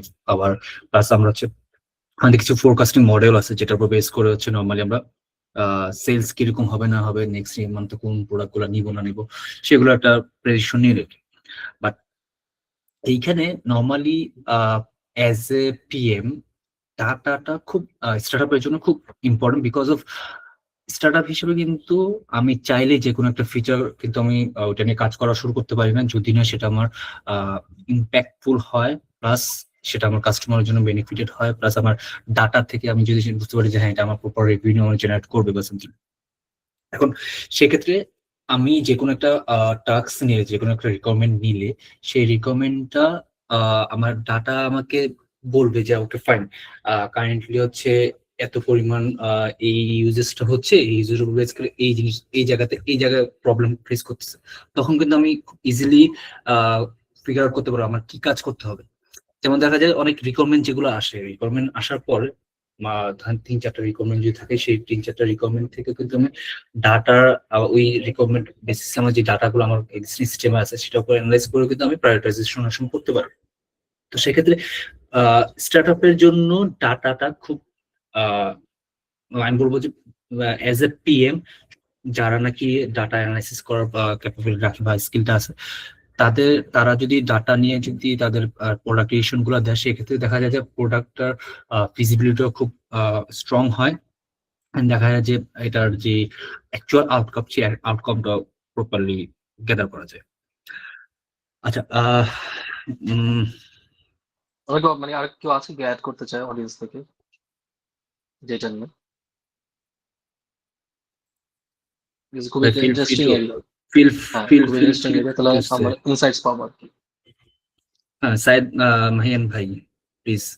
আচ্ছা, আমার মতামত না, আমি জাস্ট একটা কোশ্চেন জানতে চাই যে অ্যানালিটিক্স শিওর এর ভাই। ক্ষেত্রে আমরা আমরা কি আসলে শুধুমাত্র কোনো একটা বিভিন্ন ডেটা নিয়েই কথা বলছি? কারণ প্রোডাক্টের ক্ষেত্রে প্রোডাক্টের যে ইন্টারনাল বা ইভেন্ট রিলেটেড ডাটা বা যেটা প্রোডাক্ট অ্যানালিটিক্স এর টুল, এইটারও আসলে ধরেন কতটুকু ভূমিকা থাকে, বা হচ্ছে আমরা আদার্স বিভিন্ন সোর্স থেকে হতে পারে ফিচার ম্যাপ, আমরা হয়তো কথা বলছি যে কোনো একটা ফিচার বা কোনো একটা আইডিয়া করার জন্য সেটা আসলে কতটুকু ফিজিবল, বা এটা আমার ইউজারের জন্য বা আমার বিজনেসের জন্য ইম্প্যাক্ট আসবে কিনা সেটাও হইতে পারে। সো আমি জানতে চাই একটু প্রোডাক্ট অ্যানালিটিক্স টুল পার্সপেক্টিভে আসলে স্টার্ট আপ বা এন্টারপ্রাইজ এখানেই হোক না কেন, এখানে আসলে এই টুলের বিভিন্ন ধরনের যে ডেটা বা ইনসাইটস পাওয়া যায়, এটা আসলে কিরকম ভূমিকা রাখে আর কি। এটা নিয়ে আমি আসলে খুব একটা এক্সপিরিয়েন্স বা লিঙ্কডইনেও কেউ লেখালেখি খুব একটা করে না, দেশে দেশের বাইরে যেখানেই হোক। এটা সম্পর্কে আর কি আমি একটু জানতে চাই। মৃদুল ভাই আপনি আচ্ছা শুরু করুন। আচ্ছা, আমি আমার এন্টারপ্রাইজ নিয়ে বলি, ঠিক আছে, তারপর যারা স্টার্ট আপে আছেন বা আমি যেটা B2B নিয়ে কাজ করি, সো ওই সেকশনটা নিয়ে বলি আর কি। সো ডেটা কিন্তু অনেক টাইপের ডেটা হয়। যেমন একটা এক্সাম্পল দিই, ধরুন হচ্ছে আমাদের কোনো একটা ক্লায়েন্টের জন্য একটা প্রজেক্ট করতেছি, ওই ক্লায়েন্টের এক্সিস্টিং একটা লেগেসি সফটওয়্যার আছে। তাহলে আমার প্রথমে কি করতে হয়, আমার পুরো সফটওয়্যারকে ওকে শিফট করার জন্য ওর লেগেসি সফটওয়্যার থেকে ডেটাটা মাইগ্রেট করে আমার সফটওয়্যার নিয়ে আসতে হবে। সেটা আমরা ডিবি থেকে ডিবিতে আনতে পারি, সেটা আমি থ্রু এক্সেল এর থ্রুতে আনতে পারি, এবং মাল্টিপল চ্যানেল করে আমি করতে পারি। সো এই যে ডেটা কালেকশন, ডেটা ক্লিনিং এবং ডেটা ইমপ্লিমেন্ট করা আমার সফটওয়্যারে, এই একটা প্রসেস। এটা একটা গেলে ডেটার একটা level, number one. Number two হচ্ছে, এবার হচ্ছে আমার প্রোডাক্টের ডেটা, যে আমি আমার প্রোডাক্টটা যে বানাইছি এবং আমার প্রোডাক্টটা যে আমার কাস্টমার ইউজ করতেছে, এই কাস্টমার ইউসেজের ডেটাটা আমি দেখতে চাচ্ছি, যাতে করে আমি আমার প্রোডাক্ট ডেভেলপমেন্টে আমি সেই ডিসিশন মেকিং গুলো আমি করতে পারি, বা আমি আমার ওই ডেটাটা আমি আমার টপ ম্যানেজমেন্ট বা আমি আমার ক্লায়েন্টকে রিপোর্ট হিসেবে দিতে পারি, যাতে করে তারা তাদের ওই তারা দেখতে পারে যে প্রোডাক্টটা সে নিয়েছে, সে প্রোডাক্টের অ্যাকর্ডিং টু দেম, যে তারা কি পরিমাণ সেটা বেনিফিটটা গেইন করতেছে। ধরেন একটা আমি এক্সাম্পল দিই, আমি একটা প্রোডাক্টে কাজ করতেছি, এটা হচ্ছে আমরা বলি অল্টার এটা হচ্ছে AI powered manufacturing execution system. So আমরা যেহেতু আর&জি ইন্ডাস্ট্রিতে আছি, সো মানে আমরা আর ইন্ডাস্ট্রির জন্য সলিউশন প্রোভাইড করি, তো এখানে time is equal to money. আজকে আমি আর জুনায়েদ ভাই যদি অফিসে 11টা থেকে 12টা পর্যন্ত 1 ঘন্টা নিচে গিয়ে চা খাই, এসে আমি আমাদের কাজ সার্ভ করি, কোনো সমস্যা নেই, আমার কোম্পানি কোনো আহামরি লস হবে না। 1 ঘন্টা আমি জুনায়েদ ভাইকে নিচে চা খেয়েছি। বাট গার্মেন্টসে যারা ওয়ার্কার আছে, তারা যদি 1 ঘন্টা ওই দুজন মিলে চা খেতে যায়, ওখানে কিন্তু অনেক বড় একটা লস আছে। ঠিক আছে, বিকজ অফ যে সময় ইকুয়াল টু মানি। হ্যাঁ, সো তখন কি করতে হয়, আমরা হচ্ছে আমাদের ওয়ার্কফোর্স এর এই প্রোডাক্টিভিটি গুলা, আমরা কোয়ালিটি গুলা, এফিসিয়েন্সি গুলা, ডাউন টাইম গুলা, এই টাইপের অনেক ডেটা গুলো আমাদের কালেক্ট করতে হয়। সেটা সেটা আমরা কি করি, আমাদের একটা অ্যানালিটিক্স টুল আছে, সেই অ্যানালিটিক্স টুলের সাথে কানেক্টেড করা, আমার টপ ম্যানেজমেন্ট এবং ওদের মালিক পক্ষরা এগুলো হচ্ছে ইনসাইটস গুলো পায়। তখন তারা দেখতে পারে, ও আজকে আমার এই 1 মাসে এত পরিমাণ সময় আমার ওয়ার্কাররা বার্ন করছে, শুধুমাত্র লাঞ্চ ব্রেকের পর 1 ঘন্টা বা আধা ঘন্টা করে লেট আসছে, যেটা কিন্তু আলটিমেটলি ওদের একটা পুরা প্রোডাকশনের ক্যাপাসিটি এবং প্রোডাকশনের প্ল্যানিং পুরো চেঞ্জ করে ফেলছে। এবং এটা আলটিমেটলি কোথায় গিয়ে হিট করে, ওভার টাইমে গিয়ে হিট করে। আজকে ধরেন H&M একটা গার্মেন্টস কে বলছে, তুমি আমার জন্য এই মাসে 10 লাখ টি শার্ট বানিয়ে দিবা। সো এই 1 মাসে আমার ওয়ার্কার যদি আসলে লাঞ্চের পর আধা ঘন্টা করে দেরি করে আসে ব্রেক থেকে, তাহলে ধরেন আমার একটা ফ্যাক্টরিতে 12,000 মানুষ কাজ করছে, তাহলে কত সময় নষ্ট হয়েছে। তাহলে এই সময়টা নষ্ট হলে আলটিমেটলি কি হবে, আমার প্রোডাকশনের যে ক্যাপাসিটি ছিল সেটা কি আলটিমেটলি হইলো না। তখন আমার কি আমার এক্সট্রা ওভারটাইম করা হতো, আলটিমেটলি আমার দিন শেষে যাই হোক তাই হোক, আমার তো ডেলিভার করতে হবে শিপমেন্ট। সো আমার তো এট এনি কস্ট হচ্ছে আমি আমার প্রোডাকশন মিট করব। তাহলে এই যে আধা ঘন্টার কারণে যে পুরো সময়টা নষ্ট হলো, আমি একটা এক্সাম্পল দিচ্ছি, এটা আরো মাল্টিপল কারণ হতে পারে। তাহলে কিন্তু আমার এই টপ ম্যানেজমেন্ট এটা কিন্তু একবারে লাস্ট ডেতে জানবেন, আগে থেকে ব্যাপারগুলো প্রত্যেক দিন ইনসাইটস পাবে। হ্যাঁ, তাহলে কিন্তু সে একটা কি করলো, আগে যেটা তার কাছে ডেটা ছিল না, এই কারণে এগুলো সূক্ষ্ম সূক্ষ্ম জিনিস, 10 মিনিট বিড়ি খাইতে গেছে, 15 মিনিট গল্প করতেছে বাথরুমে গিয়ে, আধা ঘন্টা লাঞ্চের পর আসে, এগুলো খুবই স্মল জিনিস। কিন্তু এটা আলটিমেটলি যদি সবাইকে একসাথে আমি সামেশন করে একটা বড় একটা চাঙ্ক অফ টাইম চলে যায়। আর এই চাঙ্ক অফ টাইম চলে গেলে আমার প্রোডাকশনের ক্যাপাসিটি নষ্ট হয়ে যায়, যেটা আলটিমেটলি আমার ওভার টাইম হিট করবে। ওভার টাইম হিট মানে কি, আমার ওভার টাইমের টাকা বেশি দিতে হবে আবার। তাহলে আলটিমেটলি যে প্রফিট মার্জিন চিন্তা করছে, প্রফিট মার্জিন কমে আসবে। তো এটা পুরো একটা পাইপলাইন। সো এই পাইপলাইনে কিন্তু আমি যদি যেটা ছাড়া হেঁটে যাইতাম, তাহলে কিন্তু আলটিমেটলি টাকাও যেত, সময়ও যেত, হয়তো শিপমেন্ট দেরিও হয়ে যেত, কিন্তু ম্যানেজমেন্ট ডিসিশন নিতে আমি দেরি করে ফেলতাম, যদি আমি একটা ডেটা ড্রিভেন ওর জন্য ডেটাগুলো প্রোভাইড করতে না পারতাম। তাহলে এখন কি করি, আমার একটা পুরো অ্যানালিটিক্স টুল আছে, যে অ্যানালিটিক্স টুলে ওর নিজস্ব ফ্যাক্টরির যে ডেটাগুলো আছে, প্রোডাকশন ডেটা হোক, এনি ডাটা, হ্যাঁ, ও প্রত্যেক দিন দেখতে পারে, এবং প্রত্যেক দিন দেখতে পারতেছে যে কোনোদিন ওর ওভার টাইম বেশি করতে হচ্ছে, তাহলে ও তাড়াতাড়ি ওর প্রোডাকশন ম্যানেজারকে ফোন দেয়, আজকে কেন ওভার টাইম এত হইলো, এটা তো প্ল্যানে ছিল না। তখন ও দেখবে যে আচ্ছা, আমার হয়তো বা আমার হয়তো 500 মানুষ নিয়ে আজকে প্রোডাকশনের প্ল্যান ছিল, কিন্তু আমার হয়তো বা 60 জন মানুষ আজকে অনুপস্থিত, অ্যাবসেন্ট, তাই আমার ওভার টাইম করে এটা কভার করতে হচ্ছে। তো কেন অ্যাবসেন্ট, হ্যাঁ, এই টাইপের জিনিসপত্র অনেক কিছু নিয়ে, তাহলে এই জিনিসটা কিন্তু উনি ওই দিনেরটা, ওই অকারেন্সটা, ওই জিনিস আইডেন্টিফাই করে একটা ডিসিশন নিতে পারছে। সো এটা হচ্ছে প্রোডাক্ট পার্সপেক্টিভে অ্যানালিটিক্স বা টুলটা, বা ডেটা ড্রিভেন যে টুলটা বা ডেটা গুলো আছে, সেটা আমার কিন্তু ম্যানেজমেন্টকে হেল্প করতেছে ডিসিশন নেওয়ার জন্য। সো এটাই আর কি। আমি যদি এখানে একটু ইনক্লুড করি, আহ, আমাদের যদি আমাদের নর্মালি একটা নতুন সামনে একটা ফিচার নিয়ে কাজ করতেছে, সেটা হচ্ছে কাইন্ড অফ নোটিফিকেশন সেন্ড করা। এখন আমাদের ইউজার তো অনেক লেভেলে থাকে, অনেক এইজের থাকে বা অনেক ক্যাটাগরির থাকে। তো এই অ্যানালিটিক্স টুলস যেটা থাকে, এটাতে যদি আমি ডাটাটাকে আমি যদি প্রপারলি ফিড করাতে পারি, সেক্ষেত্রে কিন্তু আহ, এই টুলসই কিন্তু আমাকে অনেক সময় আমার ইউজারদের কাইন্ড অফ সেগমেন্টেশনটা কিন্তু তারা ইজিলি করে দেয়। সো সেক্ষেত্রে আমি খুব ইজিলি কিন্তু আমার ডাটা গুলো বা আমি যে ফিচার, যেমন নোটিফিকেশন গুলো যদি বলি যে হ্যাঁ, আমরা সেগমেন্ট করতেছি স্পেসিফিক এইজের যেসব কাস্টমার বা আমার ইউজার, তাদেরকে আমি এই স্পেসিফিক ক্যাটাগরির নোটিফিকেশন পাঠাবো সামথিং। আবার অন্য ক্যাটাগরি যারা নাকি দেখা যাচ্ছে যে মেল ক্যাটাগরি যদি হয়, তাদেরকে এই টাইপের নোটিফিকেশন পাঠাবো।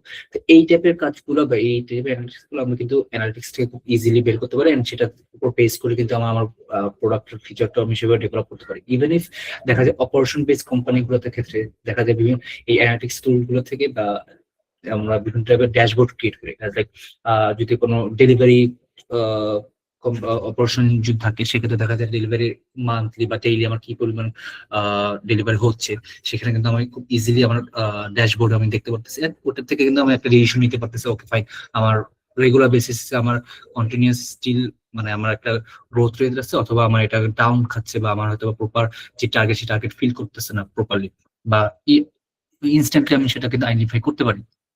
সো এরকম ভেরিয়াস টাইপ অফ ডিসিশন গুলো কিন্তু আমরা হচ্ছে এই বিভিন্ন অ্যানালিটিক্স যেগুলো থাকে সেগুলো থেকে পাই। ইভেন ইফ আপনি যে সাইদ ভাই যেটা বললেন যে ইভেন্টস যেগুলো, সো আমরা কোনো একটা প্রোডাক্ট যদি লঞ্চ করলাম, লঞ্চ করার পর সেটা প্রপারলি ইউজ হচ্ছে কিনা, সেটাও কিন্তু হচ্ছে এই অ্যানালিটিক্স টুল থেকেই কিন্তু আমরা ইনসাইট গুলো পাই।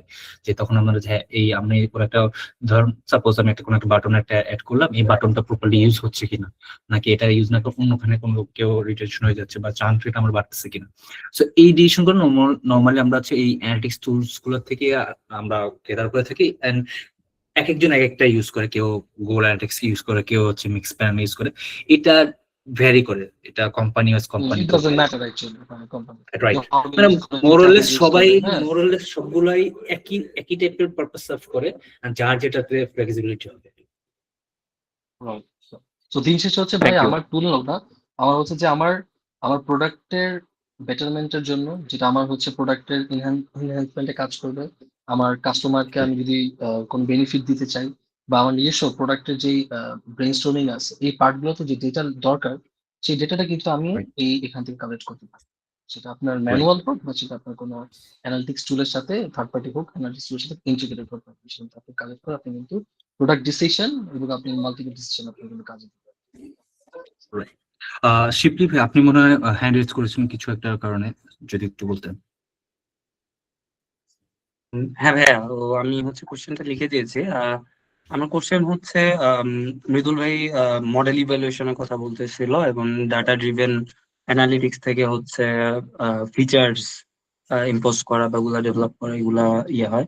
সো আমার কাছে হচ্ছে কোশ্চেনটা হচ্ছে এন্টারপ্রাইজ লেভেলে কি like only the profit is the parameter to evaluate a model and impose product feature or not.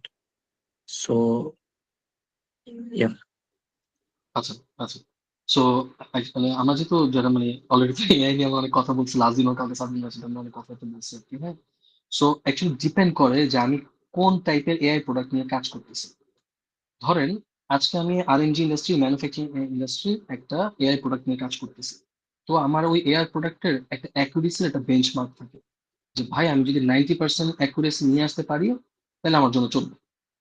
ওকে, এখন ধরেন কেউ একটা কোন একটা কোম্পানি, ধরেন একটা হেলথ কেয়ার কোম্পানি, হ্যাঁ, ধরেন আমাদের একটা আমি যদি ইমপ্রেস গ্রুপ আছে, আমাদের একটা কোম্পানি হচ্ছে ইনসেপ্টার ফার্মাসিউটিক্যালস, ঠিক আছে। ও চিন্তা করলো যে আমি আজকে একটা হেলথ কেয়ার সেক্টরে এআই প্রোডাক্ট বানাবো, যেখানে হচ্ছে আমার ক্যান্সার ডিটেক্ট করে দিবে। তো ওর অ্যাকুরেসি কিন্তু আবার 90% হলে হবে না, ওর অ্যাকুরেসি বেঞ্চমার্ক আরো বেশি হতে হবে। হ্যাঁ, এখন একটা মানুষের আপনি ক্যান্সার ডিটেক্ট করতেছেন থ্রু সাম ডেটা, হ্যাঁ, so আপনার অ্যাকুরেসিটা কিন্তু আরো উপরে হতে হবে। তো এটা ডিপেন্ড করে প্রোডাক্ট টু প্রোডাক্ট, যে আপনার এই প্রোডাক্টের অ্যাকুরেসি কিরকম হবে। সেটা বেঞ্চমার্ক আপনার প্রথমে ডিফাইন করতে হবে, যে আমার এই প্রোডাক্ট থেকে আমি 90% অ্যাকুরেসি চাই, বা আমি আমার প্রোডাক্ট থেকে 80% অ্যাকুরেসি চাই, বা আমি আমার এই প্রোডাক্ট থেকে 99.9% অ্যাকুরেসি চাই।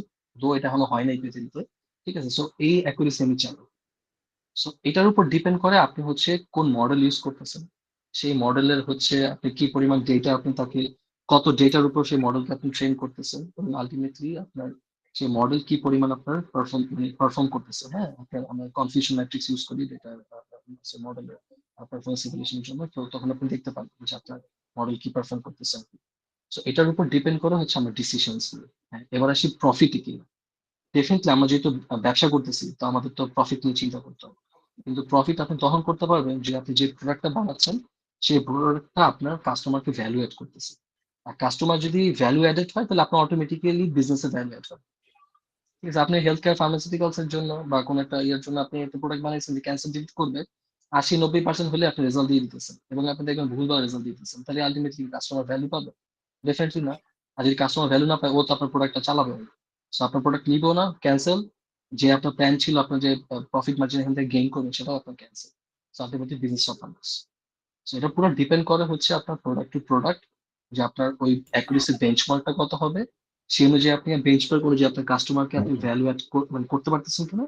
যদি কাস্টমার অ্যাডেড মানে ভ্যালু পায়, তাহলে আপনার অটোমেটিক্যালি আপনার প্রফিট মার্জিন চলে আসে। ওকে ভাইয়া, বুঝতে সো পেরেছি ব্যাপারটা। থ্যাঙ্কস। ওকে, Okay. আচ্ছা, মৃদুল ভাই, আমরা তাহলে একটা টপিক নিয়ে যদি কথা বলি, সেটা হচ্ছে যে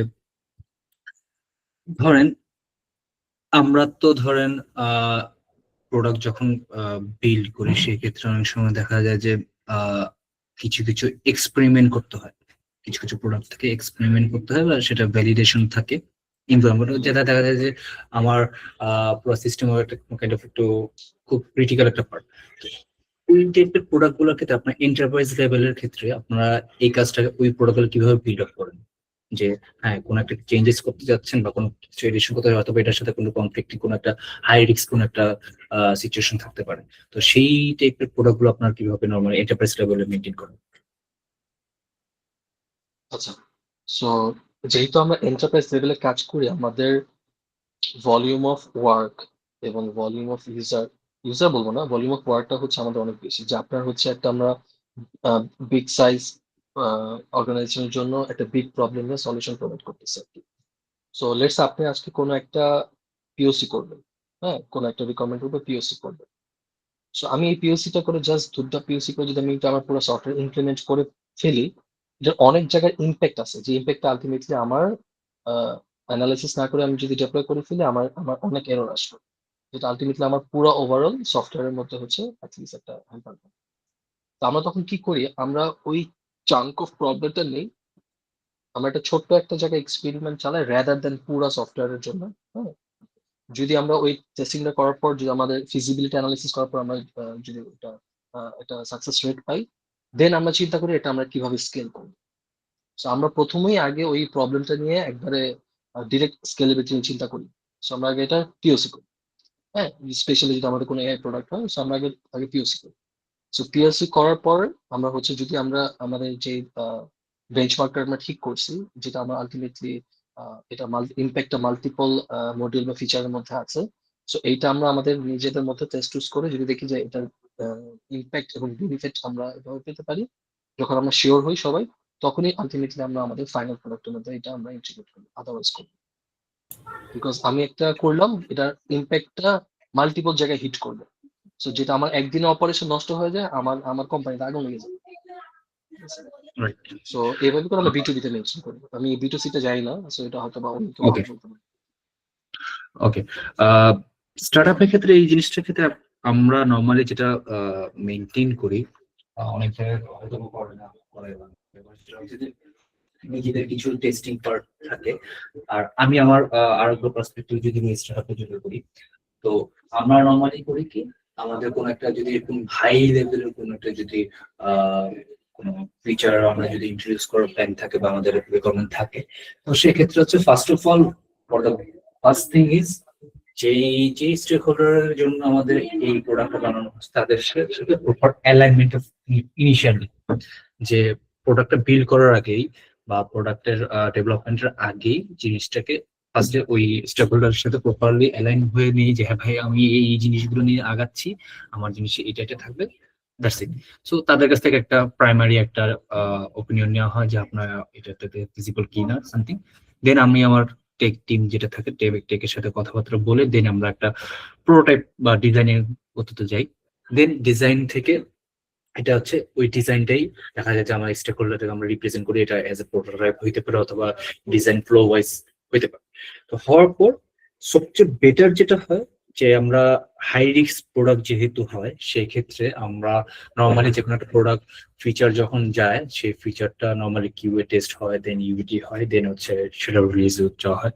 সো এই ক্ষেত্রে এরকম হাই রিস্ক প্রোডাক্টের ক্ষেত্রে আমরা যেটা করি যে ইউটির ক্ষেত্রে যখন যেটা আসে সেক্ষেত্রে নর্মালি আমরা এই পিএম লেভেলে যারা থাকে আমরা সেই ইউটিটা পারফর্ম করে থাকি, তখন এটা খুব থরলি টেস্ট করা হয়। ইভেন ইফ ওই ইউটি ফেজের ক্ষেত্রেও সামটাইমস আমরা দেখা যায় যে স্টেক হোল্ডারদের জন্য এই ফিচারটা ক্রিয়েট করা যায় তাদেরকে সাথে নিয়েই কাইন্ড অফ ইউটিটা করা হয় যে okay you go through, we just created this things, just use it. So তারা যদি এটাকে ইউজ করে দেখা যায় যে তারা প্রপারলি ঠিক মতো কাজ করতে পারতেছে বা তাদের কোনো সমস্যা হচ্ছে, ওইখান থেকে নোট ডাউন দেন, সেগুলো ফিক্স আপ করে দেন এটা ফাইনাল একটা টেস্টিং করে দেন হচ্ছে আমরা দেখা যায় যে আমরা সেটা রিলিজের জন্য দেওয়া হয়। যেমন রিসেন্টলি আমাদের কোম্পানির একটা ইন্টারনাল একটা পারচেস সিওজিএস পেমেন্ট নিয়ে একটা কাজ করা হয়েছিল। তো এটাতে সিওজিএস পেমেন্টটাতে অলমোস্ট প্রত্যেকটা ডিপার্টমেন্টে মানে একটা আমাদের বিজনেসের মেইন কোরই বলতে পারে সিওজিএস এর উপর ডিপেন্ডেন্ট। সো দেখা যায় যে অনেকগুলো ডিপার্টমেন্টের সাথে রিলেটেড। সো দেখা যায় যে এটাকে রিলিজ দেওয়ার আগে যে প্রত্যেকটা টিমের সাথে হচ্ছে আমাকে কিন্তু প্রপার অ্যালাইনমেন্ট করতে হচ্ছে, মেইলে হোক, ভার্বালি হোক, মিটিং করে হোক, মিটিং যে what ever it is complete করে দেন কিন্তু আমাকে রিলিজ দেওয়ার জন্য তখন পারমিশন দিচ্ছে, ওকে ফাইন গো হেড। সো এই স্টার্টআপের ক্ষেত্রে হয় যেটা যে প্রপার অ্যালাইনমেন্ট যদি মেনটেন করা হয় বা এই টেস্টিং গুলো ক্রিটিক্যাল কেসের ক্ষেত্রে ইউটি ফেজের ক্ষেত্রে ওই টেস্টিংটা প্রপারলি করে গেলে দেন দেখা যায় যে এই রিস্ক গুলো অনেক কমে যায়। রাইট রাইট আমরাও মোর সেমই করি ভাইয়া। সেটা হচ্ছে যেটা আপনি বলছেন, আমরা যখন কোনো রিকোয়ারমেন্ট আপনাদের স্টার্ট আপ আর আমাদের মধ্যে একটা বড় একটা পার্থক্য হচ্ছে কি, আমাদের অনেক অনেক অ্যাপ্রুভাল লেয়ার্স থাকে। ঠিক আছে, ধর আমি রাইট। আজকে কোনো একটা হাই রিস্ক ফিচার আমি করব, আমি যখন রিকোয়ারমেন্টটা কালেক্ট করি, যেটা আমি নিজে অ্যানালাইসিস করি, একটা দেন আমি হচ্ছে ছোট ডকুমেন্ট করতে হয়, দেন আমার ডিজাইনারকে দিতে আমি ডিজাইন করি, প্রোটোটাইপ করে আমি অ্যাটলিস্ট আমার ক্লায়েন্টকে দেখাই যে আপনি যেটা চাইছেন বা আমরা যেটা ইমপ্লিমেন্ট করতে চাচ্ছি এটা দিন শেষে আলটিমেটলি এরকম হবে। ঠিক আছে, যখন ক্লায়েন্ট বলে হ্যাঁ ঠিক আছে, হ্যাঁ এটা আপনি ঠিক নিয়ে আসছেন ভাই, এটাই করতে চাচ্ছি আমরা, এই যে আপনার এটার পর কিন্তু আপনার ডাইরেক্ট করে ফেলতে পারেন, কিন্তু আমরা কিন্তু চাইলেও করতে পারি। আমাদের কি 6-7 ধরনের অ্যাপ্রুভাল লেয়ার আছে। অ্যাপ্রুভাল লাগে, হ্যাঁ রাইট। হ্যাঁ, ওর এমডি থেকে অ্যাপ্রুভাল নিতে হয়, ডিএমডি থেকে অ্যাপ্রুভাল নিতে হয়, আমার আমার সিপিও আছে, আমার সিটিও আছে, এই 3-4-5 ধরনের অ্যাপ্রুভাল লেয়ার আছে। এই অ্যাপ্রুভাল নেওয়ার পরে কিন্তু আলটিমেটলি যদি আপনার কোনো মানে হট ফিক্স না হয়, ঠিক আছে, জাস্ট একটা নর্মাল ফিচার ডেভেলপমেন্ট যদি অ্যাপ্রুভ হওয়ার পরে কিন্তু আলটিমেটলি আমরা সেটাকে ডেভেলপমেন্ট করি। দেন আমরা হচ্ছে আমাদের কিউএ সার্ভারে দিই, টেস্ট টুস করি, সব ঠিক থাকলে দেন আমরা হচ্ছে আমাদের ইউএটি সার্ভার দিই। ইউএটি করার পরে ক্লায়েন্ট রাইট। যখন ঠিকঠাক বলে, অ্যাকসেপ্ট করে, দেন হচ্ছে আমরা প্রোডাকশন সার্ভারে দিই। সেটা লম্বা একটা প্রসেস। গ্রহণ বা প্রসেস, রাইট? সো আপনাদের এই যে আপনাদের এন্টারপ্রাইজ লেভেলে যে এই যে অ্যাপ্রুভালের কথা যে জিনিসটা বললেন যে আপনারা ফাইনালাইজ হওয়ার পর তারপর একটা অ্যাপ্রুভাল থাকে বা সামথিং। সো হয়তো স্টার্টআপের ক্ষেত্রে হয়তো আমরা এই জিনিসটা ফেস করি, এই জিনিসটা হয়তো ইনিশিয়াল লেভেলে অ্যাপ্রুভ হয়ে, কারণ হচ্ছে দেখা যায় যে কোনো একটা স্টার্টআপের ক্ষেত্রে বিভিন্ন ফিচার রিকোয়ারমেন্ট যেগুলো চাইবে, স্প্রিন্টে কোন প্রোডাক্ট গুলো যাবে বা কোন টাস্ক গুলো যাবে, সেটা কিন্তু পিসিএক্স লেভেল থেকে অ্যাপ্রুভাল হয়েই দেন একবারে চলে যাচ্ছে। তো দেখা যায় সেক্ষেত্রে হচ্ছে তখন আমাদের ব্যাক এন্ড ফোর্থ করতে হয় না। বাট অ্যাজ এ এন্টারপ্রাইজ লেভেলে আপনাদের সেটা করতে হয় because of the different stakeholders. এটা তো দেখা যায় যে অনেক সময় ইন্টারনাল হয় না, বাইরের ইয়ে থাকে। So make sense.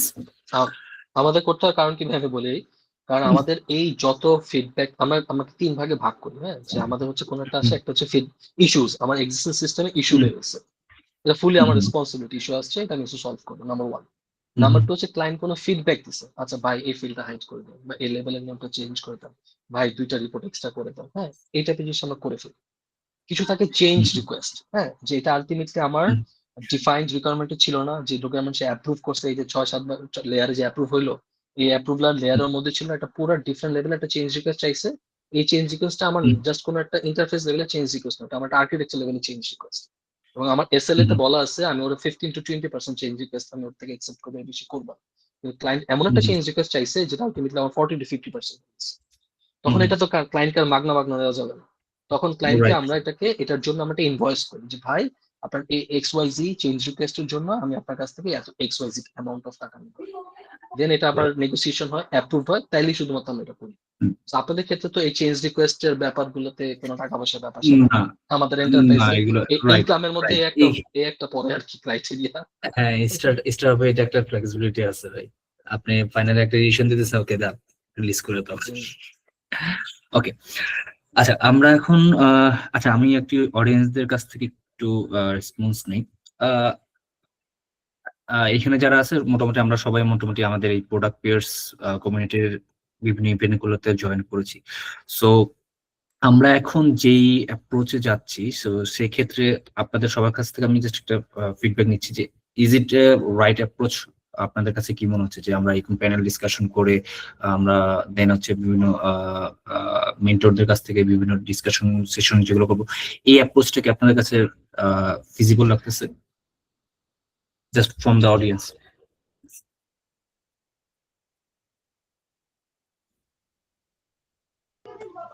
ভাই আমার কাছে তো পারফেক্টলি অলরাইট হচ্ছে, কোনো সমস্যা নেই।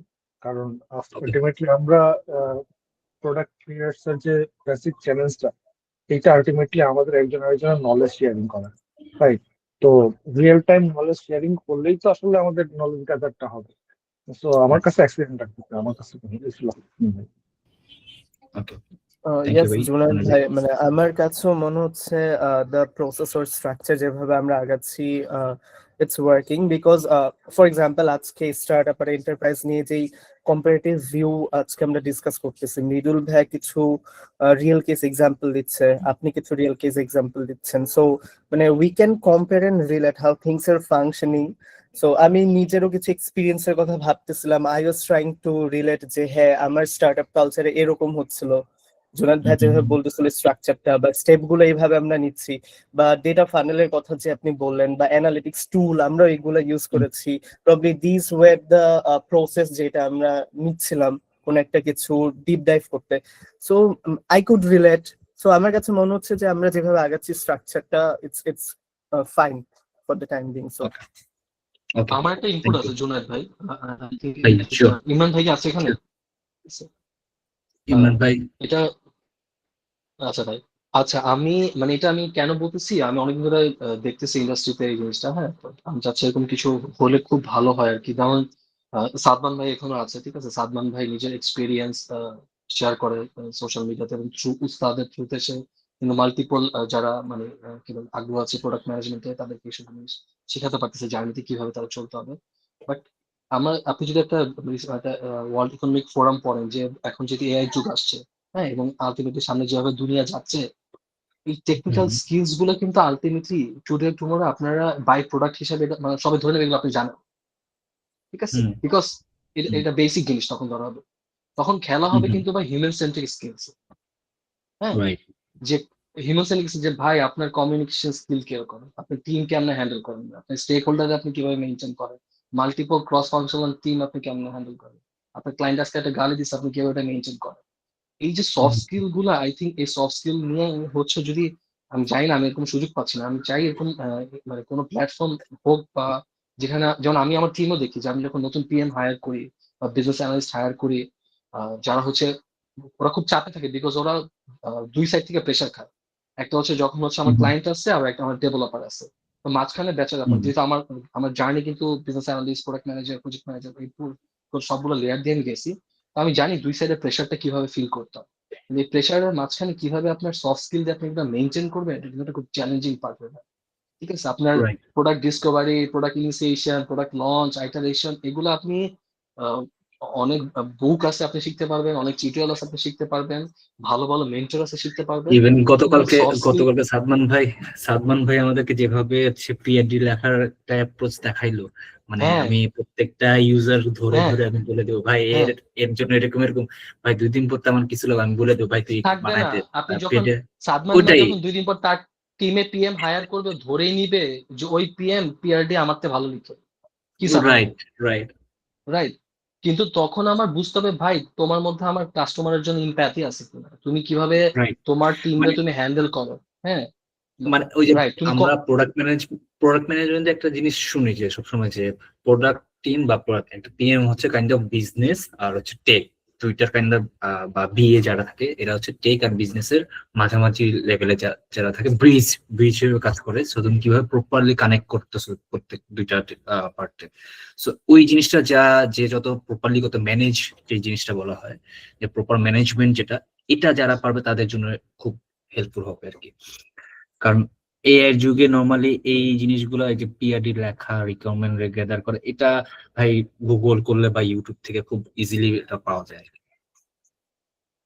Right right. সো মানে এই টাইপের সাদমান জিনিসপত্রগুলো অ্যাকচুয়ালি কদিন পর বাই প্রোডাক্টিভ হয়ে সাদমান যাবে। ভাই, সাদমান ভাই ভাই, মানে হ্যাঁ কিছু বলবেন? সাদমান ভাই হ্যাঁ হ্যাঁ, প্লিজ। সাদমান ভাই।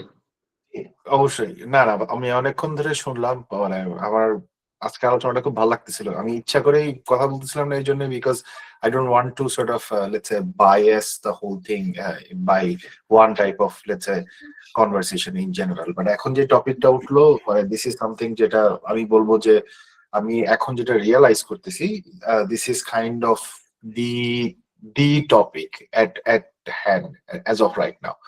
আমি গতকালকেও ইনস্টাগ্রামের একটা পিএম এর সাথে কথা বলতেছিলাম, তো সে যেটা বলতেছিল যে ওদের এখন সিস্টেমটা এরকম হয়ে গেছে যে ওরা এখন ধরে নেয় যে একটা পিএম ভাইব কোড করে একটা প্রোটোটাইপ হাতে দিতে পারবে, ইট ইজ গিভেন। হ্যাঁ, মানে ধরেন পিআরডি লেখা বহুত বহুত আগে পার হয়ে গেছে। এখন মানুষজন এটা ধরে নিচ্ছে যে একটা পিএম মানে হইতেছে সে আসলে ভাইব কোড করে সে যেটা বলতে চায় বা সে যেই ফিচারটা আনতে চায় সেই ফিচারটা সে নিয়ে লেটস সে ডিজাইনার এবং ডেভেলপারের সামনে আসবে, তারপর ডিজাইনার ওটাতে টুইক করবে এবং তারপরে ডেভেলপার ওটাকে প্রোডাকশন রেডি বানাবে। মানে দ্যাট ইজ দি এক্সপেকটেশন। মানে ইনস্টাগ্রামের কথা এই জন্য বললাম বিকজ ফ্যাং এই নামটা, FAANG, Facebook, Amazon, Apple, Netflix এবং Google, these are the main big players, right? So ওই জায়গা থেকেই আসলে মানে এই গল্পটা আসতেছে। সো এখন মানুষজনের এক্সপেকটেশনের লেভেলটা বাড়তে বাড়তে বাড়তে বাড়তে অন্য লেভেলে বেড়ে গেছে আর কি। সো ওই জায়গাতে যদি আমি আসি, তাহলে মৃদুল ভাই যে কথাটা বলতেছেন এটা আসলে সবচেয়ে ইম্পর্টেন্ট ফ্যাক্ট আসলে দিন শেষে।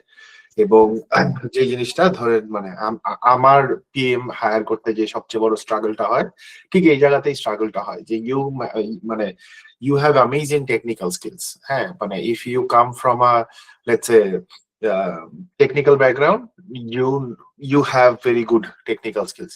You can speak with developers, you can talk to them, আপনি টেকনোলজি বুঝেন, very good. আবার আপনি যদি বিজনেস ব্যাকগ্রাউন্ড থেকে আসেন, আপনি বিজনেস খুব ভালো বুঝেন, আপনি বিজনেস কেস দাঁড়া করায় সুন্দর ভাই এই এক লাইন কোড লিখলে অত পার্সেন্ট প্রফিট আমি এক্সপেক্ট করতেছি, সে ওই গল্প বলে দিতে পারে। আবার ডিজাইন ব্যাকগ্রাউন্ডের পিএম আসলে সে মোটামুটি ইউএক্স ডিজাইনারে মাত দিয়ে দিচ্ছে, এই টাইপের সে জোস লেটস সে ইনফরমেশন সে মানে বা ডিজাইন সে প্রিপেয়ার করতে পারতেছে। সো ফ্রম দ্যাট পার্সপেক্টিভ আসলে যদি এখন আমি মানে মনে করেন চ্যালেঞ্জটা তাহলে কোন জায়গাটাতে, চ্যালেঞ্জটা কোন জায়গায় হয়ে যায়, চ্যালেঞ্জটা হয়ে যায় হচ্ছে আমরা যে জায়গাটাতে বসে আছি, আমরা আসলে বসে আছি তিনটা জিনিসের মাঝখানে। আমরা বিজনেসের হয়েও বিজনেসের না, টেকনোলজি হয়েও টেকনোলজির না, আবার লেটস সে ডিজাইনের হয়েও ডিজাইনার না, আনফরচুনেটলি অর আনফরচুনেটলি। সো তার মানে আমরা হচ্ছে আসলে glorified Google Translate, to be really honest. আমরা হইতেছি মানে পিওর গ্লোরিফাইড গুগল ট্রান্সলেট। আমাদের কাজ হইতেছে ট্রান্সলেট করা টেকনোলজির মানে টার্মিনোলজি বা টেকনোলজির ঝামেলাগুলোকে লেটস সে মানে টেকনোলজি টার্মিনোলজিটা যে ধরেন আমাদের বিজনেসের মানুষের বুঝায় বলা, যাতে করে বিজনেসের মানুষজন সেটা বুঝে, এবং বিজনেসের পোটেনশিয়াল ইম্প্যাক্ট গুলো টেকনোলজিস্টদেরকে বুঝায় বলা। এটা না বলা যে ভাই দেখেন বসে বলছে তাই করতে হবে প্যাকেজের। সো ওই এই জায়গাটাই আসলে আমাদের জন্য লেটস সে খুবই ইম্পর্টেন্ট। সো এই জায়গাটাতে যেরকম ধরেন আজকে আমরা ম্যাট্রিক্স নিয়ে যখন মানে কথা বলতেছিলাম, এই জায়গায় যে একটা ভাইয়া প্রশ্ন করলেন যে মানে তাহলে কি আমরা সব সময় কি মানে is it all going to B connected with the commercial modules? So এখন গল্পটাকে আপনি মানে ডেটাকে আপনি কমার্শিয়ালি কানেক্ট করবেন কি করবেন না, খেলাটা আসলে আপনার। দিন শেষে আপনি ডিসাইড করবেন যে আপনি কানেক্ট করতে চান কি চান না। ডেটা অ্যানালিস্টের কাজ হচ্ছে সে ডেটাটারে বাইট করে আপনার হাতে দিবে, ডেভেলপারের কাজ হচ্ছে সে টেকনোলজিটা আপনার বাইট করে আপনার হাতে দিবে, ডিজাইনারের কাজ হচ্ছে সে ডিজাইনটা বাইট করে আপনার হাতে দিবে, বিজনেসের কাজ হচ্ছে আপনার বানায় দেওয়া প্রোডাক্টটারে সে নিয়ে বেচে দিবে। বাট দিন শেষে আমরা মানে কি করতেছি, দিন শেষে মাসে যখন 1 তারিখ হয় আমরা বেতন এক্সপেক্ট করি, টাকা এক্সপেক্ট করি, which basically means that we have to make something using technology, using proper user experience that creates an ample amount of value, যে আমার বিজনেস পিপল সেটা গিয়ে কাস্টমারের সামনে ধরলে কাস্টমার বলতেছে হ্যাঁ আমার এটা লাগবে, এবং কাস্টমার সেই টাকাটা এই বিজনেসের মানুষের হাতে দিচ্ছে, এই টাকাটা তার হাতে যাচ্ছে, এবং তারপরে ওই টাকাটা আপনার কাছে, আমার কাছে, ডেভেলপারের কাছে এবং ডিজাইনারের কাছে ভাগ হয়ে স্যালারি আকারে আসতেছে। এই হচ্ছে পুরা গল্পটা। হ্যাঁ, এবং আমরা হচ্ছে মাঝখানে এই পুরা গল্পের লেটস সে ট্রান্সলেটরের দায়িত্বে বসে আছি। কারণ যে টেকনোলজি বুঝে সে টেকনোলজির ভাষা বুঝে, সে অন্য ভাষা বুঝে না, যে বিজনেস বুঝে সে বিজনেসের ভাষা বুঝে, সে অন্য ভাষা বুঝে না। আমাদের কাজ হইতেছে টেকনোলজির মানুষের বিজনেস বোঝানো, বিজনেসের মানুষের টেকনোলজি বোঝানো। তো তার মানে আমাদেরকে we have to be very let's সে কি বলবো, যে আমাদেরকে এই ডাইনটাও বুঝতে হবে বামটাও বুঝতে হবে। এই ডাইন বাম বোঝার জন্য আসলে সবচেয়ে বড় স্কিল যদি আমি বলি, সবচেয়ে বড় স্কিলটা আসলে টেকনোলজি স্কিল না, সবচেয়ে বড় স্কিলটা হচ্ছে সফট স্কিল। হ্যাঁ, এবং এই বেসিক্যালি এই জায়গাটাতে যে জিনিসগুলোর প্রয়োজন পড়ে যায় আলটিমেটলি, একটা বড় জিনিস হচ্ছে আপনার কি বলে এটার নাম, স্টোরি টেলিং বা কমিউনিকেশন। আপনি গল্প কিভাবে বলতেছেন, আমি মনে করি যে স্টোরি টেলিং এর উপরে আমাদের আলাদা একটা মানে সেশন হইতে পারে, যেখানে আমরা শুধু মানে কিভাবে গল্প বলতে হয় সেটা নিয়ে আমরা মানে কথা বলতে পারি। কারণ গল্প বলতে পারাটা ইটসেলফ কিন্তু একটা আর্ট। হ্যাঁ, যেমন আমি নিজেও জানতাম না, আমি যেমন সাইমন সিনিককে অনেক পাগলের মতো পছন্দ করি, কারণ ও একটা কথা, ওর একটা বই আছে Start with Why. So Start with Why তে ও একটা দ্য গোল্ডেন সার্কেল প্রিন্সিপাল তৈরি করছে, যেখানে ও বলছে যে ওয়াই, হোয়াট এবং হাউ, তুমি জিনিসটাকে এইভাবে অ্যাপ্রোচ করবা, যে কেন করতেছি, কি করতেছি এবং কেমনে করতেছি। তুমি যদি এই জিনিসটাকে এভাবে অ্যাপ্রোচ করো যে কোনো কিছুতে, then you will be able to approach it in the right manner. এবং আমি দেখছি পার্সোনালি আমাকে এটা অনেক বেশি হেল্প করছে। অন দি আদার হ্যান্ড আমি দেখছি যে স্টিভ জবস সে কিন্তু হিরোজ জার্নি গল্পটা খুব পছন্দ করে। Heroes journey is a framework, কিন্তু গল্প বলার একটা ফ্রেমওয়ার্ক, যেখানে ও মনে করেন বাংলা সিনেমার মতন একটা নায়কের পরিচয় ঘটে, তারপর সে নায়ক একটা ঝামেলায় পড়ে, তারপর নায়কের এগেনস্টে একটা ভিলেন আসে, ওই ভিলেন নায়ককে ঝামেলাটা আরো বাড়ায় দেয়, নায়িকার আগমন হয়, নায়ক তার একটা পুরো পোটেনশিয়াল সলিউশনের মাধ্যমে ওই মানে কি বলবো যে ভিলেনকে হারায়, নায়িকা তার কাছে আসে এবং they live happily ever after. So এখানে যে এই যে গল্পটা, এইটাও কিন্তু প্রেজেন্টেশনে প্রচুর ইউজ হয়। হ্যাঁ, এই আপনারা যদি সার্চ করেন এই hero's journey story telling framework দিয়ে সার্চ দেন, দেখবেন অনেক বড় বড় লিডারের কথাবার্তা স্টাইল কিন্তু হিরোজ জার্নি, টিম কুক এই সেম স্ট্রাকচার ফলো করে, স্টিভ জবস এই সেম স্ট্রাকচার ফলো করে। এছাড়া মনে করেন আবার cut to cut story telling framework আছে, যেমন ধরেন and that sorry and but therefore, মানে এইটা হইছে এবং এইটা হইছে, কিন্তু এইটাও হইতে পারে, তার ফলে এইটা হইছে। এইভাবেও কিন্তু কাট টু কাট স্টোরি বলা যায়। এবং আমি দেখছি যে মানে ধরেন story telling is a very very very important soft skill. মানে কমিউনিকেশন কথা তো খুব বেগ হয়ে গেল, রাইট?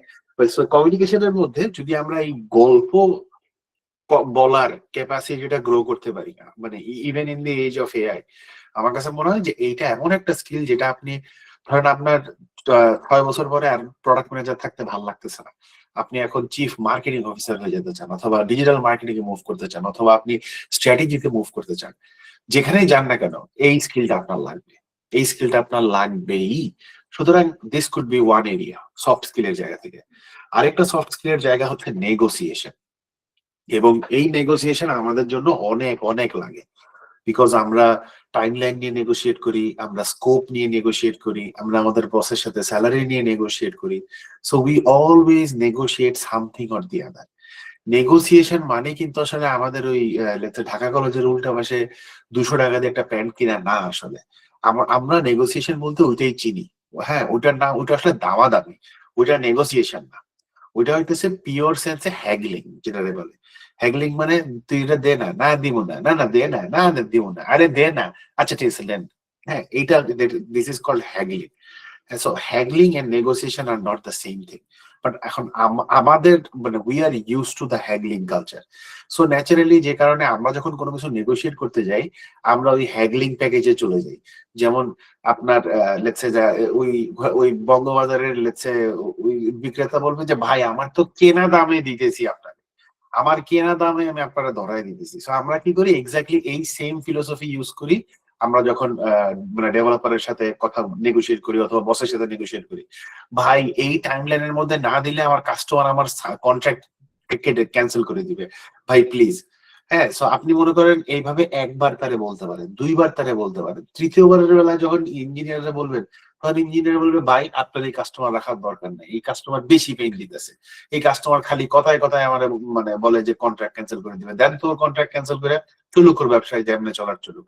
সো তার মানে আপনি কিন্তু লং টার্মে এইভাবে নেগোসিয়েট করতে পারবেন না, which means that this could be another area যে জায়গাটাতে আসলে আমরা একসাথে কাজ করতে পারি, আমাদের এক্সপিরিয়েন্স শেয়ার করতে পারি, নলেজ শেয়ার করতে পারি। নট নেসেসারিলি কোনো একটা গুরু ধরে আনতে হবে যে কিনা মনে করেন এই জিনিসটা লেটসে আইসা আমাদেরকে সবাই শিখাইয়া গেল, আমরা সবাই তালি বাজায় বের হয়ে গেলাম, ওইটা আসলে মাথায় থাকবে না।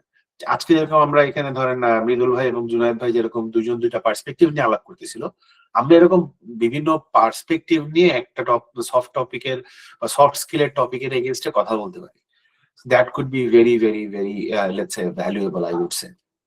And third আরেকটা জায়গা যেটা আমার কাছে মনে হয় যে এই জিনিসটা আমি সবসময় মিসিং দেখি, এবং আমি যাদেরকে কোচ করি তাদেরকে আমি এই জিনিসটা করার জন্য অ্যাক্টিভলি চেষ্টা করি, সেটার নাম হচ্ছে ইভেঞ্জেলিজম। ইভেঞ্জেলিজম বোঝার জন্য সবচেয়ে ভালো বুদ্ধি হচ্ছে তাবলিগ জামাত, চিল্লা প্যাকেজ। হ্যাঁ, আপনি একটা জিনিস খেয়াল করে দেখবেন যে যারা তাবলিগে যায় ওদের কিন্তু মানে দাওয়া প্যাকেজটা কিন্তু ব্যাপক সলিড। হ্যাঁ, মনে করেন আপনার সাথে হাসতে হাসতে 10টা কথা বলতে বলতে মাথায় হাত বুলায় মসজিদে নিয়ে চলে যাবে মাগরিবের নামাজ পড়াতে। হ্যাঁ, so this is exactly the type of skill that us পিএমস need for everybody. হ্যাঁ, লিটারেলি ফর এভরিবডি। যে আমরা যখন মানে আমাদের মধ্যে যদি ওই কারিজমাটা না থাকে, আমাদের মধ্যে যদি ওই লেটস সে ইভেঞ্জেলাইজিং ক্যাপাসিটিটা না থাকে, তাহলে আমাদের প্রোডাক্টের বিজনেস ঠিক মতো বেচতে পারবে না, আমাদের প্রোডাক্টের টেকনোলজি ঠিক মতো বানাইতে পারবে না, আমাদের প্রোডাক্টের ডিজাইনার ঠিক মতো ডিজাইন করতে পারবে না, বিকজ তারা আসলে গল্পটা বুঝতে পারবে না। কারণ গল্পটা আপনার মাথায় রয়ে গেছে, আপনার মাথায় খুব সুন্দর একটা গল্প আছে, যে গল্পটা মানে যখনই আপনি কারোর কাছে বলতেছেন সে তখন জিনিসটাকে ঠিক মতো ধরতে পারতেছে না। এই জন্য আপনি কি করতেছেন, মনের দুঃখে মাথাটা দেয়ালে বাইরে দিতেছেন। সো ওই জিনিসটা অ্যাভয়েড করার ক্ষেত্রে ইভেঞ্জেলিজম আপনারা এইটা নিয়ে মোটামুটি একটু ঘাটতেও পারেন, যে product evangelism is a very let's say মানে বার্নিং টপিক অ্যাজ ওয়েল। যে কিভাবে আপনি আপনার জায়গাটা বানায় নিবেন। ধরেন আপনি যখন কোনো একটা কোম্পানিতে নতুন জয়েন করেন, তখন তো আপনাদের কেউ চিনে না, হয়তো আপনাকে যে হায়ার করছে অথবা আপনার পরিচিত ধরেন 2-4টা পরিচিত মানুষ, সে হয়তো সবাই পরিচয় করে দিল যে এই ভাই, এই যে পরিচিত হন, ইনি হচ্ছে মৃদুল ভাই, উনি কিন্তু ভাই মানে এআই প্রোডাক্ট ম্যানেজার এবং উনি কিন্তু কোপায় আসছে। সো ঠিক আছে, উনি একটা ক্রেডিবিলিটি সেট করে দিছে, এই আলোচনার মধ্যে উনি একটা ক্রেডিবিলিটি সেট করে দিছে। এই জিনিস আপনি কয়দিন বেচবেন? কারণ এক চা পাতা দিয়ে আপনি একবারই চা খেতে পারবেন, বড়জোর 2বার চা খেতে পারবেন, তৃতীয়বার চা খেতে গেলে ওটা চা থাকবে না, পানি হয়ে যাবে। সো তার মানে তৃতীয়বার যখন মৃদুল ভাইকে কেউ পরিচয় করাতে যাবে, সেও যদি বলে যে ভাই কিন্তু এআই প্রোডাক্ট ম্যানেজার কোপায় ফেলাইছে, আরে ভাই পুরান গল্প, যে জানি। So you need something else, right, to actually মানে যে ভাই আমি আজকে আপনাদের সামনে নতুন একটা আলোর পথ নিয়ে আসছি, নতুন দাওয়াত নিয়ে আসছি। এটা কিভাবে করবেন? For this you need product evangelism. So these could be some of the areas, যেমন storytelling, negotiation, evangelism. These are মানে আমার কাছে মনে হয় যে যেহেতু সফট স্কিলের কথাটা আসলোই, আমরা যদি এরকম কিছু স্পেসিফিক জায়গা নিয়ে কাজ করতে পারি বা অ্যাটলিস্ট আমাদের এক্সপিরিয়েন্স গুলো শেয়ার করতে পারি। মানে এক্সপিরিয়েন্স শেয়ারের সিচুয়েশনটা লিটারালি এরকম হইতে পারে যে সবাই বললাম আপনারা এই টপিকে কমিউনিকেশন নিয়ে আপনার কি কি চ্যালেঞ্জ হয়, এই টাইপের মনে করেন একটা লিস্ট বানাইলাম, একটা ফর্ম বানাইলাম, যে ফর্মের মধ্যে সবাই মনে করেন লিখলো আমি ভাই বসরে বলছিলাম এটা, বস আমার এরকম বলছে, আমি তো এখন ব্লক খেয়ে গেছি, অথবা আমি ভাবছিলাম এই জিনিস কিন্তু বস তো কমপ্লিটলি বুঝছে অন্য জিনিস। এরকম মনে করেন 10টা প্রশ্ন যদি থাকে, এবং ওই 10টা প্রশ্ন আমাদের জানা দরকার নেই কে কে প্রশ্নগুলো মানে দিছে, বাট আমরা যদি এই প্রশ্নগুলোরে নিয়ে আলোচনা পর্যালোচনা করতে পারি, খণ্ড বিখণ্ড করতে পারি, লেটস সে এরকম একটা সেশনে বসে, এটা যেটা করবে মানে যেই মানুষটা হয়তো এই প্রশ্নটা দিছে সে হয়তো ইভেন্টে অ্যাভেলেবেল আছে, আমরা কেউ জানি না যে এই মানুষটা কি, কিন্তু আমরা সবাই মিলে একসাথে যখন এই ধরেন খণ্ড বিখণ্ড জিনিসটাকে করব, তখন সে এখান থেকে কিছু অ্যাকশনেবল টেক অ্যাওয়ে পাবে, যেটারে নিয়ে মানে সে নিজে এটাকে অ্যাপ্রোচ করতে পারবে। So as a result collectively এটা সবার জন্য ভালো হবে, না শুধু ওই মানুষটার জন্য, বাট কলে থাকা আরো যে 10টা মানুষ থাকবে তাদের সবার জন্য আসলে তখন হোপফুলি এই জিনিসটা হেল্পফুল হবে। So that could be another way of approaching when it comes to format. অনেক কথা বলে ফেলছি। আমি সাদমান ভাই সাথে অ্যাড খুব করি। খুব insightful। সাদমান ভাই, সেটা হচ্ছে যে একটা টাইমে আপনার যখন মানে একটা সার্টেন এক্সপিরিয়েন্স হয়ে যাবে, তখন কিন্তু আপনার ইন্টারভিউতে এটা প্রশ্ন করবে না একটা পিআরডি কেমনে লিখে বা একটা পিআরডির মধ্যে কি হয়, এক্স্যাক্টলি, পিআরডি কেমনে আমার তো কেউ কোশ্চেন করে নাই কি কেমনে লিখে। এগুলা মনে করেন শুরু না, ডেফিনেটলি এটা জানতে হবে, ঠিক আছে, বিকজ আপনি যদি বেসিক প্রোগ্রামিং না জানেন, আপনি প্রম্পট দিয়ে ভাইব কোডিং করে আপনি কেমনে সফটওয়্যার বানাবেন? সো বেসিক প্রোগ্রামিং, সিমিলারলি আপনার প্রোডাক্ট ম্যানেজমেন্টের ফান্ডামেন্টাল আর্কিটেকচার বুঝতে হবে। আপনি এর থেকে কাজ করেন, আপনি ফিন থেকে কাজ করেন, এনিথিং এ কাজ করেন, আপনি ফান্ডামেন্টাল বুঝতে হবে। ফান্ডামেন্টাল হচ্ছে বিটুবি হোক আর বিটিউসি হোক, এনিথিং, বাট ফান্ডামেন্টাল বোঝার পর একটা সার্টেন লেভেলে কিন্তু আপনার কোয়ালিটেটিভ জিনিসপত্র বেশি ম্যাটার করবে। সার্টেন এক্সপিরিয়েন্সের পর আপনার টিম হ্যান্ডেলিং এর ব্যাপার, conflict management, expectation management, client management, এগুলো মোর ফোকাস টু দ্য সিএক্সওস, হ্যাঁ, যেটার জন্য আপনি হায়ার্ড হবে। কিন্তু ইনিশিয়াল লেভেলে কিন্তু আপনি যাচ্ছেন না, ক্লাস 1 না পড়ে আপনি ক্লাস 12 আগে ভর্তি হতে পারবেন। সো আগে 1 শেষ করে আসতে হবে, বেসিক জিনিস আপনি বুঝতে হবে। কিন্তু ওই যে এই জিনিসগুলো যেটা বললাম, যে আলটিমেটলি আপনার সফট স্কিল, এটা হওয়ার করার জন্য কিন্তু আপনার সার্টেন এক্সপিরিয়েন্স লাগে না। এটা আপনি ডে 1 থেকে করতে পারেন, ইন্টার্নশিপ থেকে করতে পারেন, আর যে পজিশনে আপনি বিলং করেন না কেন, ডে 1 থেকে করা পসিবল। এটার জন্য আপনার কোনো লিডারশিপ রোল লাগে না, এটার জন্য আপনি ইন্টার্নশিপ মানে পজিশনটাও মানে কোনো ছোট না, এটার জন্য আপনার কোনো এটা নেই। আপনার হচ্ছে আপনার ডে 1 থেকে আপনি স্টার্ট করবেন। মানে এমন না যে আপনি 5 বছর চাকরি করার পর এটা কাজ করবেন, না ভাই। এটা হচ্ছে অনেকে মিস্টেক করে। যেমন আমার একটা টিম মেম্বার আছে, মানে আমি বলছিলাম যে ও সব দিক দিয়ে ভালো, কিন্তু ওর হচ্ছে ক্লায়েন্টের সাথে নেগোসিয়েশনে বা ক্লায়েন্টের কোনো কিছু বললো একবারে একবারে কট খেয়েছে। কিন্তু আলটিমেটলি ওর কাজ, ওর রোলটাই হচ্ছে ক্লায়েন্ট ফেসিং রোল। সো ওইখানে যদি কট খেয়ে যায়, তাহলে আলটিমেটলি পুরো ইম্প্যাক্টটা পুরো টিমের উপর পড়বে। সো ওকে আস্তে আস্তে নার্চার করে, এটা যদি আপনি ডে 1 থেকে করতে পারেন, আপনি 5 বছর জন্য এক্সপিরিয়েন্স হয়ে যাবে, আপনি এটাতে পটু হয়ে যাবেন। তখন এটা আপনার মনে হবে না যেটা কোনো আলাদা স্কিল যেটার উপর আমার টাইম দেওয়া লাগবে, এটা আপনার অলরেডি ইনহেরিটেড স্কিল মনে হবে, রাদার দেন এটার উপর আপনি কোনো কোর্স করবেন বা এটা কোনো আপনি মানে অন্য কিছু করবেন, ঠিক আছে। সো আই উড সাজেস্ট যে এটা যেন সবাই ডে 1 থেকে আমরা প্র্যাকটিস করি। সেটা যে রোলই বিলং করি, এটার জন্য আপনি পিএম হওয়ার দরকার নেই, ঠিক আছে, যে রোলই বিলং করি না কেন, হ্যাঁ, এটা হচ্ছে মানে কমন কিছু যেটা নিয়ে আলটিমেটলি ওয়ার্ল্ড সামনে থ্রাইভ করি। 100%। রাইট। না এখানে ভাই আমি একটু একটা জিনিস অ্যাড করি, সেটা হচ্ছে যে বাংলাদেশের ইন্ডাস্ট্রিতে এই জিনিসটা একটু মনে হয় বা একটু ব্যাড প্র্যাকটিসিং আছে, যেটা হচ্ছে যে আমি আমার প্রিভিয়াস এক্সপিরিয়েন্স থেকে যদি বলি, পিএম রোলের মধ্যে যারা থাকে নর্মালি দেখা যায় যে আমি নিজে এটা বিলিভ করি যে অ্যাজ এ পিএম আমার একটা ইয়ে হচ্ছে, আমার ক্রস ফাংশনাল টিমের সাথে আমার খুব ভালো একটা আন্ডারস্ট্যান্ডিং থাকতে হবে, তাদের সাথে চা বিড়ি খায়া হোক যেমনি হোক তাদের সাথে প্রপার একটা বন্ডিং থাকতে হবে। বাট এই জিনিসটা আমি জানি না, অনেক সিনিয়র লেভেলে যারা থাকে তারা এই জিনিসটাকে খুব কাইন্ড অফ নেগেটিভ হিসেবে কাউন্ট করে, অ্যাজ লাইক তাদের কাছে মনে হয় যে হ্যাঁ অ্যাজ এ পিএম তুমি কেন তার সাথে কথাবার্তা বলবো, এত এত ইয়ে করা লাগবে কেন বা সামথিং, তোমার কাজ দিবা কাজ নিবা দ্যাটস ইট, একটুকুর মধ্যে। বাট এই জিনিসটা আমি মনে করি যে মানে একটা রং কনসেপ্ট, মানে আমাদের ইন্ডাস্ট্রি কারেন্টলি অনেক জায়গাতে প্র্যাকটিসিংটা আছে, বাট তারা মনে করে যে হ্যাঁ অ্যাজ এ পিএম তুমি পিআরডি লিখবা, সলিউশন ডিজাইন করবা, দিয়ে দিবা, নিয়ে নিবা, দ্যাটস ইট।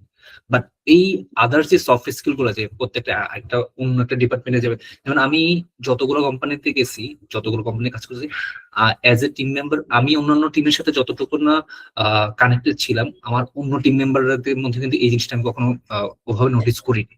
কারণ দেখা যায় যে তারা হচ্ছে ওই যে গাইডলাইন থেকে আসতেছে, আচ্ছা তুমি কাজ করবা, এই কাজটাকে ডেলিভার করবা, ও দেখা যায় ওরা ওর ডেস্কের মধ্যে বসে থাকে সারাদিন, মাঝে মধ্যে একটু উঠে চাটা খায়, দ্যাটস ইট।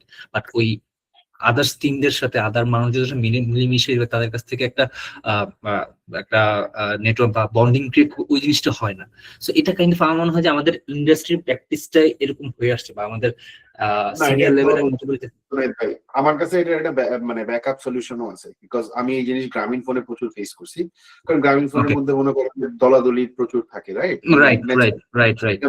কারণ গ্রামীণ ফোনে তো মনে করেন ডিপার্টমেন্ট বা ডিভিশনাল ফ্লোর আলাদা, আপনি লোক আপনি 7 তলায় থাকবেন, টেকনোলজির লোক 5 তলায় থাকবে, সো আপনি 7 তলা থেকে 5 তলায় নেমে আসবেন, ব্যাপারটা খুব মানুষজন নেগেটিভলি দেখে আর কি। সো এই জিনিসটা মনে করেন ম্যানেজ করার সবচেয়ে ভালো উপায়টা কি জানেন? ম্যানেজ করার ভালো উপায় হচ্ছে যে যেই মানুষটা আপনারা এই নেগেটিভ কথাটা বলবে তারে বেসিক্যালি আপনার বলতে হবে যে বস, ঘটনা খুব সিম্পল, মানে কানায় চাই চক্ষু দান, রাইট? আপনি চান আপনার আউটপুট, আমি আপনার আউটপুট দিলেই তো হয়েছে, রাইট? সো দিন শেষে I have process, so please allow me to do my process. Because ধরেন আমার যেমন আমার ডেভেলপার বা আমার মানে আমার গ্রুপের কিন্তু মানে প্রতিটা ডেভেলপারের সাথে আমি 2 সপ্তাহে বা অ্যাটলিস্ট মাসে তো কমসে কম 1-to-1 একবার করে বসি।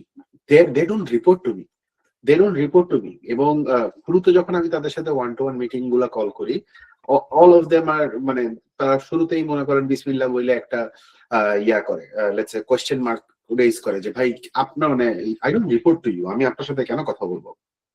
এই জন্য আমি যেটা করি যে আমি বেসিক্যালি আমার প্রথম মিটিংটার সিস্টেমটারে আমি এরকম করি, প্রথম মিটিংটার টাইটেল হয় introducing Sadman with a smiley face, একটা স্মাইলি ফেস ইমোজি লাগাই দিয়ে দিই ইন্ট্রোডিউসিং সাদমান। এবং ওইখানে মনে করেন আমি মানে কনভারসেশনটা শুরুই করে হচ্ছে বাইক আলাপ দিয়ে। হ্যাঁ মানে বেসিক্যালি আমি সাদমান, আমার একটা বউ আছে, আমার 2টা বাচ্চা আছে, আমি বাংলাদেশি, আমি সুইডেনে আসছি, সো আমি সুইডেনে কেন আসছি, বাংলাদেশে কি কিছু, মানে অ্যাজ ইফ আমি মনে করেন এইচআর ইন্টারভিউ দেয় না, অ্যাজ ইফ সাদমান একটা ইন্টারভিউ দিচ্ছে ওই মানুষটার কাছে। লিটারেলি ব্যাপারটা এরকম করে আমি জিনিসটা অ্যাপ্রোচ করি। মানে আই ডু নট অ্যাপ্রোচ যে ভাই আমি একজন বইকি হুনুরে প্যাকেজে আসছি, আমি এখন আপনার সাথে কাজ দিব আর আপনি কাজ করে নেবেন, because this is their preconceived notion. এবং আমার টার্গেট থাকে যে আমি এই নোশনটারে ভাঙবো। সো এটাকে ভাঙার জন্য আমি যেটা করি যে আমি এরকম একটা মনে করেন লেটস সে ইন্ট্রোডিউসিং সাদমান নামে, এবং যেই কোম্পানিতে জয়েন করে, নতুন সেলস মানুষ আসুক, নতুন সিএসএম আসুক, নতুন সিএফও আসুক, মানে এনিবডি, নতুন ডেভেলপার আসুক, I always set up a meeting with them introducing Sadman. ধরেন 1 ঘন্টার একটা কল দিই, যেখানে মনে করেন আমি নিজে 20-25 মিনিট বাইক আলাপ দিই এবং তারপরে তাদেরকে দিয়ে আমি বাইক আলাপ করাই। বাইক আলাপের সুবিধা রেখে জানেন, ধরেন চিপা চাপা দিয়ে অনেক কিছু বাইরে আসে, এবং এমন কিছু জিনিসপাতি বাইরে আসে যেই জিনিসগুলা মনে করেন তাদের অন্যান্য আপন টিম মেম্বাররা ওইসব জিনিস জানে না। যেমন ধরেন আমার বসের বস এর সাথে আমাদের যে ব্যাকএন্ড ডেভেলপার, আমাদের যে সার্চের স্পেশালিস্ট, সে মনে করেন আমার বস এই কোম্পানিতে আছে 18 বছর, আর আমার এই ডেভেলপার এই কোম্পানিতে আছে 15 বছর। So they have been working together for over 1.5 decade, প্রায় 10-15 বছর যাবত তারা একসাথে কাজ করতেছে। স্টিল তারা কেউ জানতো না যে মানে আমার যে ব্যাকএন্ড ডেভেলপারটা সে একটা প্রফেশনাল স্যাক্সোফোন প্লেয়ার। কারণ এটা কিন্তু মনে করেন যে তার লাগে আমি প্রথম কনভারসেশন দিয়ে বাইর করে নিয়ে আসছি।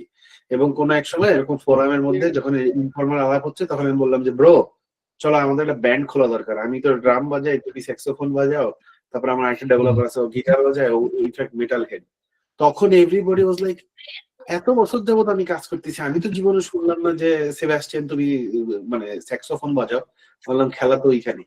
সো when you start মানে let's say digging up these information, it doesn't only create that মানে one time relationship but that transactional relationship, it actually turns into a proper friendship, honestly.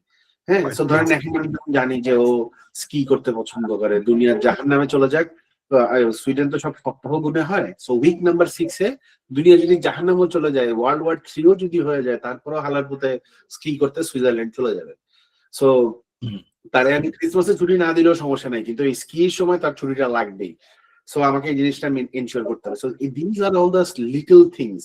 এবং when you focus on these little things না, যারা sales নিয়ে কাজ করে দেখবেন তাদেরকে এই ট্রেনিং অনেক দেওয়া হয় যে তোমরা মনে রাখবা তোমার ক্লায়েন্টের বউর নাম কি, তোমার ক্লায়েন্টের বার্থডে কবে, এগুলা কিন্তু তুমি আলাদা করে লিখে রাখবা, so that you can build that relationship with your client. So same thing with for us as well, we have to do the same thing just so that we can build that relationship with them basically.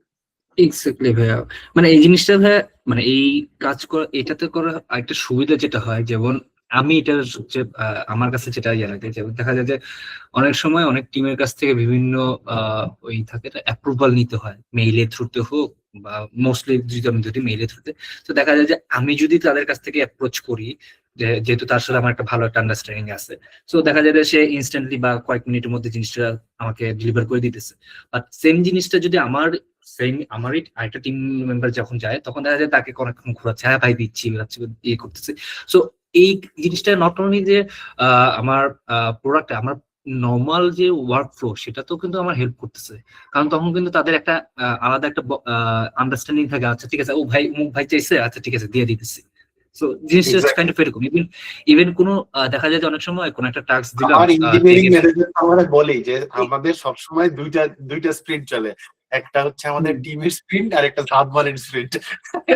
Submarine সব কাম করে ওইটাই ভাই। যেবার আমি recently একটা আবার একটা task গেছে, সেই টাস্কটার মধ্যে সামহাউ আমার সাইড থেকে একটা ভুল হয়েছে, যে আমি একটা কোন একটা স্পেসিফিকেশন আমি বলিনি বা এটা স্কিপ করে গেছি।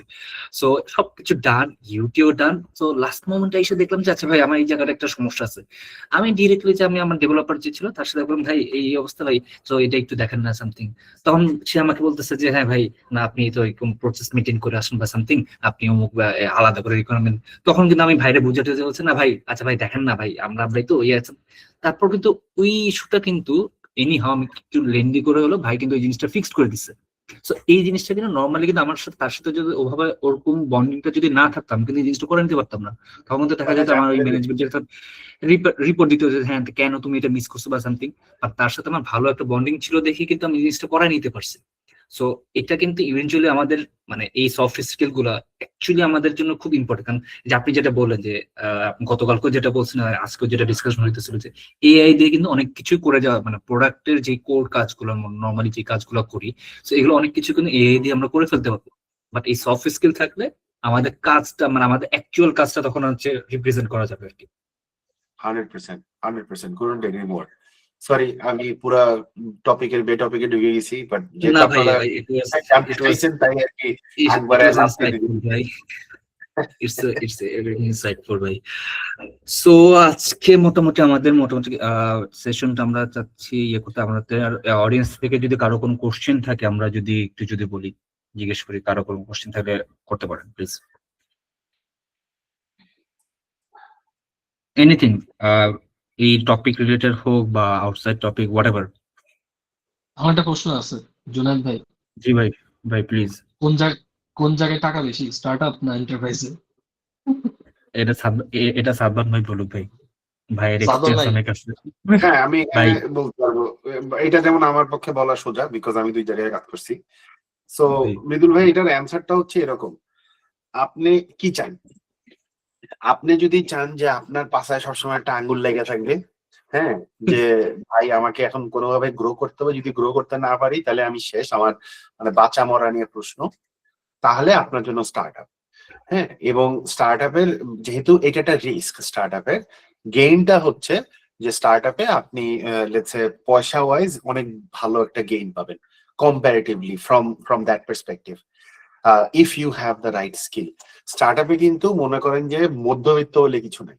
স্টার্ট আপে হচ্ছে আপনি হয় উচ্চবিত্ত না হয় নিম্নবিত্ত, মানে আপনি একদম ফ্রেশার জয়েন করছেন, একদম মনে করেন যে কোনো মতে অল্প পয়সায় আপনার চিপায় আটকায় ধরায় নিছে, অর আপনি একজন স্পেশালিস্ট, আপনার সে প্রিমিয়াম প্রাইসে সে উঠায় নিয়ে আসছে, সে জানে যে আপনি এখানে বেশি দিন থাকবেন না, সো আপনার সে লং টার্ম চিন্তাও করে না। ঠিক আছে, তাদের প্ল্যান থাকে যে এই যে যারা হচ্ছে এই নিম্নবিত্ত আছে এগুলোরে ধরেন মধ্যবিত্ত বানায় লং টার্মে সাস্টেইন করাবে। বাট যারা সুপারস্টার প্লেয়ার এদেরকে সে তারা নিয়েই আসে হচ্ছে 2-3 সিজন খেলাইবো, খেলায় তারপরে সে চলে যাবে, এটা সে ধরে নেয়। এবং দেখা যায় যে যখন ওই 2-3 সিজন পার হয়ে যায় এবং সে না যায়, তখন দেখবেন কোম্পানি আস্তে আস্তে তারে যাওয়ানোর রাস্তা তৈরি করে দেয়, মানে তার প্রজেক্ট কমায় দেয় বা তার সাথে কনভারসেশন গুলো এমন ভাবে হয় যে সে যাতে করে মানে কাইটা পড়তে পারে আর কি। হ্যাঁ, সমাজদার কো ইশারা হি কাফি এই প্যাকেজ। সো আপনি যদি নিম্নবিত্ত প্যাকেজে থাকেন স্টার্ট আপে, তাহলে আপনার জীবন অনেক কষ্ট, কারণ পাশে অ্যাঙ্গুলও আছে আবার টাকা পয়সাও নেই। আর আপনি যদি মনে করেন সুপারস্টার প্যাকেজে থাকেন, তাহলে আপনাকে এটা ধরে নিতে হবে যে আপনার জাম্প করতে হবে কোনো একটা সময়। আপনি ঢুকছেন মানে হিপো হিসেবে, হাইস্ট পেইড পার্সন হিসেবে, আর তারপরে মনে করেন যে আপনি জানেন যে আপনার এখান থেকে আসলে বাইরে যেতে হবে। ধরেন হাসিব ভাই, ইমরান ভাই, মানে যারা হচ্ছে ধরেন টেক স্টার্স, এরা কিন্তু আসলে মনে করেন যে এই মুহূর্তে ধরেন হাসিব ভাইরে যদি আমি কোনো স্টার্ট আপে নিই, আমি কিন্তু হাসিব ভাইরে মানে জানি যে বেতন দিয়ে আমি সাইজ করতে পারবো না, কিন্তু আমার হাসিব ভাইয়ের মতনই মানুষ লাগবে হয়তো, যে যদি আমি ধরেন বাংলাদেশি একটা এআই মডেল লঞ্চ করতে চাই কথার কথা, অথবা মনে করেন বাংলাদেশি ভার্সন অফ আমি একটা শপিফাই তৈরি করতে চাই। সো তাইলে আমি যেটা করবো যে আমি ওনারা নিয়ে আসবো ঠিকই, অনেকগুলো বেতন দিব ঠিকই, কিন্তু আমি জানি যে ওনার মানে সম্পর্কটা হবে এরকম যে ভাই ভার্সন 2 লঞ্চ করে দিয়ে প্লিজ চলে যাই, কারণ এরপরে আমার পক্ষে আপনার পালা সম্ভব।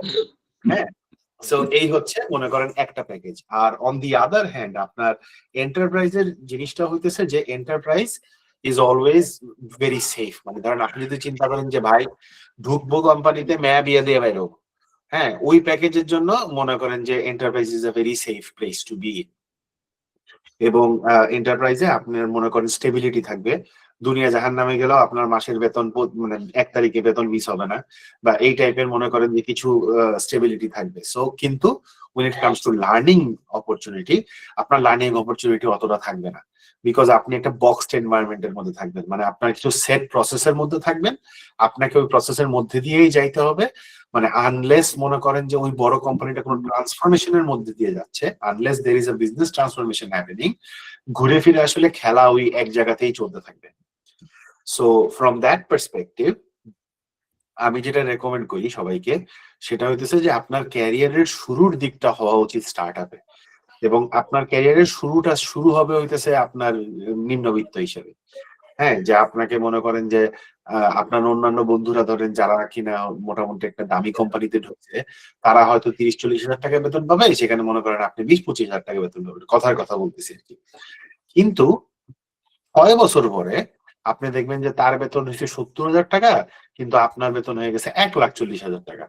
এটা আমার নিজের ক্ষেত্রে এই জিনিসটা হয়েছে, যে আমার যে বন্ধুগুলো মনে করেন পাশ করার পর খেলাপে ঢুকছে, টাইগার আইটিতে ঢুকছে, অথবা মনে করেন যে পাশ করার পর যারা হচ্ছে আপনার ব্যাংকে গেছে, হ্যাঁ, মানে সেফ জায়গাগুলোতে যখন তারা গেছে, অল অফ দেম মানে বাই দ্য টাইম যখন আমি দেশ ছাড়ছি, আমি যখন দেশ ছাড়ি তখন আমার বেতন হচ্ছে 3,75,000 টাকা। হ্যাঁ, অথচ আমার কোনো বন্ধুর বেতন তখনও মানে 1.5 লাখ টাকা ক্রস করে নাই। আমি এটা করতে পারছি only because of the fact যে I work with a bunch of startups. এবং আমি যখন বাঞ্চ অফ স্টার্টআপের সাথে কাজ করছি, যখন আমাকে গ্রামীণ ফোন নিয়ে আসছে, তখন কিন্তু গ্রামীণ ফোনকে আমাকে প্রিমিয়াম প্রাইস দিয়ে আনতে হয়েছে। I have always been one of the highest paid in the band in গ্রামীণ ফোন, বিকজ আমি গ্রামীণ ফোনে ঢুকছি এক্সপার্ট প্যাকেজে। সো চালাকিটা হইতেছে যে আপনি যদি এক্সপার্ট প্যাকেজের গেম খেলতে চান, আপনাকে শুরুতে কোনো একটা এস্টাবলিশড কোম্পানিতে গেলে আপনার জন্য এই এক্সপার্ট গেম খেলা খুব কষ্ট। আপনি যদি স্টার্ট আপে মনে করেন যে 10 ঘাটের জল খেয়ে মানে 1টা বা 2টা ছক্কা লাগায় মনে করেন আসতে পারেন, ওই ছক্কাটা আপনার সাথে একটা মেডেল হিসেবে কাজ করবে, যেটা ধরেন আমার ক্ষেত্রে করছে উইথ আজকের ডিল। যেটা আমার সাথে করছে with let's say launching Carmudi Lamudi and Daraz in Bangladesh, যেটা আমার সাথে করছে সেল বাজার, যে ধরেন সেল বাজারে যখন এখানি.com বানানো হয়েছে। সো দিজ ওয়ার অল কি বলবো যে আমার সাথে মানে the badges that I carried. তারপর যেমন সামওয়্যার ইন ব্লগের এন্ড টু এন্ড ওভারহলিং আমরা করছি। So these things war my medal of honours, যে বাই দ্য টাইম আমি যখন লেটস সে গ্রামীণ ফোনে গেছি। সো গ্রামীণ ফোন তখন আমার তালি বাজাতে বাজাতে নিছে। অথচ আমার যে বন্ধুগুলা মনে করেন গ্রামীণ ফোনে ঢুকছিল মানে পাস করার পর লিটারেলি ওরা কিন্তু ধরেন আমি ঢুকছি হচ্ছে লিড স্পেশালিস্ট হিসাবে, ওরা মনে করেন তখনও ম্যানেজারও হয়নি ঠিক মতো, অথচ আমাদের মানে দুইজন কিন্তু একসাথে পাস করে বেরিয়েছি। সো এই হচ্ছে ধরেন পজিটিভ আর নেগেটিভ আর কি। জানি না আপনার প্রশ্নের উত্তর পাইছেন কি। হ্যাঁ, জুয়েল ভাই, আমি অনেক মত আছে। ওকে, সুরাজ ভাই। ওকে ভাই, প্রোডাক্ট পিয়ার্স, এটা কি ইমরান ভাই নাকি হাত তুলছিল? ইমরান ভাই। জি ভাইয়া, থ্যাংক ইউ। জি। আসলে একটা জায়গায় এসে আমি মনে করতেছি যে আমাদের মানে এখনো পর্যন্ত যেই এফোর্ট দিচ্ছি আমরা এটা সফল, এবং স্পেসিফিকলি যদি আমাদের এই প্যানেল ডিসকাশন বা মেন্টর সেশনের কথা বলি, যেটা সাদমান ভাই গতকালকে বলছেন, ইভেন আজকে মিটিং শুরু হওয়ার সময় ইয়াসিন ভাই জয়েন করছিলেন, তো আমরা একটু হাসি ঠাট্টার মধ্যে কথা বলতেছিলাম যে ইয়াসিন ভাই বলতেছিলেন যে ভাই খালি কাজ কাজ, বাইরের কথা বলি। সো আর মিটিংটা আমাদের শেষ হচ্ছে কাইন্ড অফ ক্যাজুয়াল আড্ডা বলতে পারে বা স্টোরি দিয়ে বলতে পারি। সো এটাই হচ্ছে মানে আমাদের মেইন মোটো ছিল যে আমরা এই কমিউনিটিটাকে এমন একটা প্লেস করবো যেটা আমাদের জন্য হোম। এখান থেকে আমরা শিখবো, তবে আমরা কজিউয়ালি শিখবো, আমরা গল্পের মাধ্যমে শিখবো, আমরা একটা ম্যাস এনভায়রনমেন্টের মধ্যে শিখবো। সো এটা অ্যাকচুয়ালি খুব হ্যাপি করতেছে আমাকে, এবং আমি আশা করি যে অন্য সবাইকেও জিনিসটা খুব হ্যাপি করতেছে। আর আশা করি আমরা এইভাবেই শিখবো। আর সাদমান ভাইয়ের কাছে আমার রিকোয়েস্ট, এখানে যারা আছি সবার কাছে রিকোয়েস্ট, সেটা হচ্ছে যে আমরা এই কালচারটাকেই আরো গ্রো করি।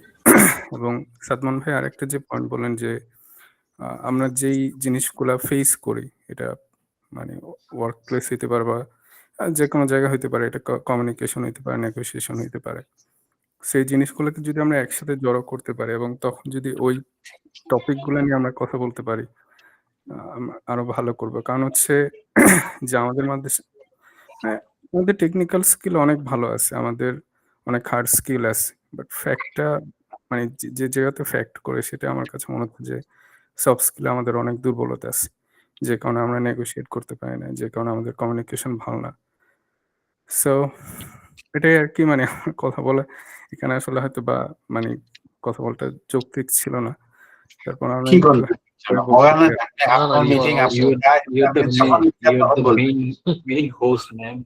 সেটাই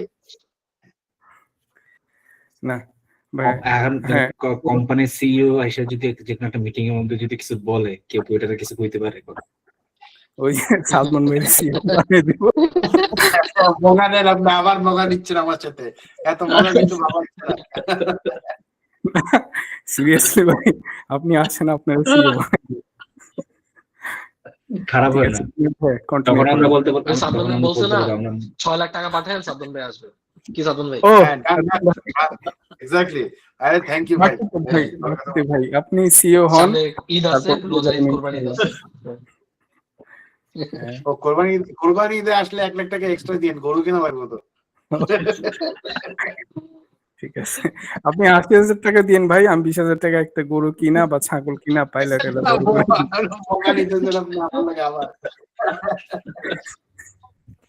আমার মনে হয় আজকে আসলে আশিক আমার আরেকটা মিটিং আছে আমার 10 মিনিট পরে, সো আমি বরঞ্চ ভাগি। But thank you very much ভাইয়া।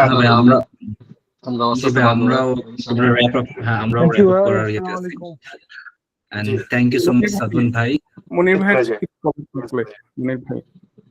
ভাইয়া আমি আসলে মানে ট্যুরে ছিলাম সিরাজগঞ্জে, হসপিটালে 2 দিনের মানে 5 দিনের ট্যুর ছিল, আমার জান কয়লা হয়ে গেছে ভাই। আমি এখন জাস্ট মিটিং এ জয়েন করছি আপনাদের কথা শোনার জন্য। থ্যাংক ইউ ভাই। থ্যাংক ইউ ভাই। থ্যাংক ইউ, তো আল্লাহ হাফেজ। তো আজকে আমরা আমাদের প্রোগ্রামটা মোটামুটি এখানে শেষ করতেছি, আর আমরা ট্রাই করবো নেক্সট যে প্রোগ্রামগুলো থাকবে আমরা কোর্ডিনেটলি পার্টিসিপেট করার। কারণ একটা জিনিস কি, আমি নর্মালি নিজেদের পার্সোনালি নর্মালি এই কমিউনিটি বিল্ড আপ জিনিসটাকে খুব পছন্দ করি। ইভেন আমি আমার ক্যারিয়ার প্রথম দিকে এমন সব কিছু ইভেন্টে যেতাম, দেখা যেত খুবই লামসাম ইভেন্ট থাকতো, বা তারপরে চাইতাম, কারণ গেলে দেখা যেত নেটওয়ার্কিং হতো, আর এই নেটওয়ার্কিং গুলো পরবর্তীতে আমার ক্যারিয়ারে অনেক কাজে লাগে। সো আমরা এখানে নর্মালি যারাই জয়েন করতেছি ট্রাই করবো রেগুলারলি আমরা যেন এই আমাদের সেশন যেগুলো হয় এগুলোতে কানেক্টেড হয়। এন্ড আরেকটা যেটা জিনিস, শুধু কানেক্টেড না যে আমি আসলাম জয়েন করলাম চুপচাপ বসে থাকলাম কে কি বলতেছে সেটা শুনতেছি, সবার সাথে কমিউনিকেট যদি করতে পারি, বা যখন কোশ্চেন করতেছে কথা বলতেছে তো কথা আজকে আমরাও যদি আমাদের ভয়েসটা রেজ করি, দেখা যাবে একজন একজনের সাথে পরিচিত হওয়া যাবে, তখন কিন্তু এই জিনিসটা কিন্তু ক্যারিয়ারে একটা টাইমে যে খুব ভালো একটা ইম্প্যাক্ট ক্রিয়েট করে।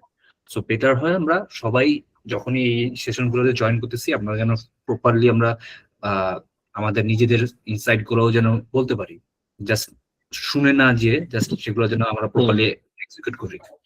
কারণ আমাদের মেইন টার্গেটটাই কিন্তু এটা, প্রত্যেকের মধ্যে আমরা প্রত্যেকের যেন কানেকশনটা প্রপারলি বিল্ড আপ হয়।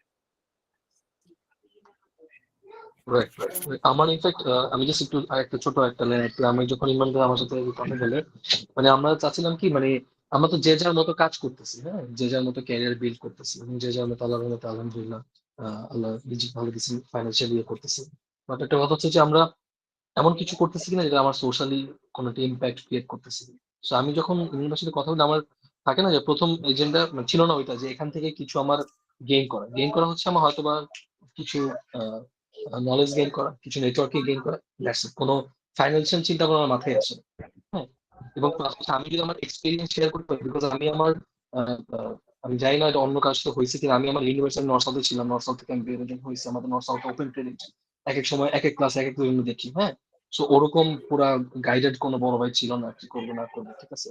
সো প্রথম থেকে ইনফ্যাক্ট আমি জানতাম না, আমি যখন ক্যারিয়ার শুরু করছি আমার কি টাইপের পড়াশোনা করা উচিত, কি সার্টিফিকেশন নেওয়া উচিত, কিভাবে ইন্টারভিউ ক্র্যাক করে, কিভাবে রেজিউমে লিখে, এই জিনিসগুলো আসলে ওই হেল্প তো নিজে নিজে ইয়ে করে ধোকা করে শিখছি আর কি।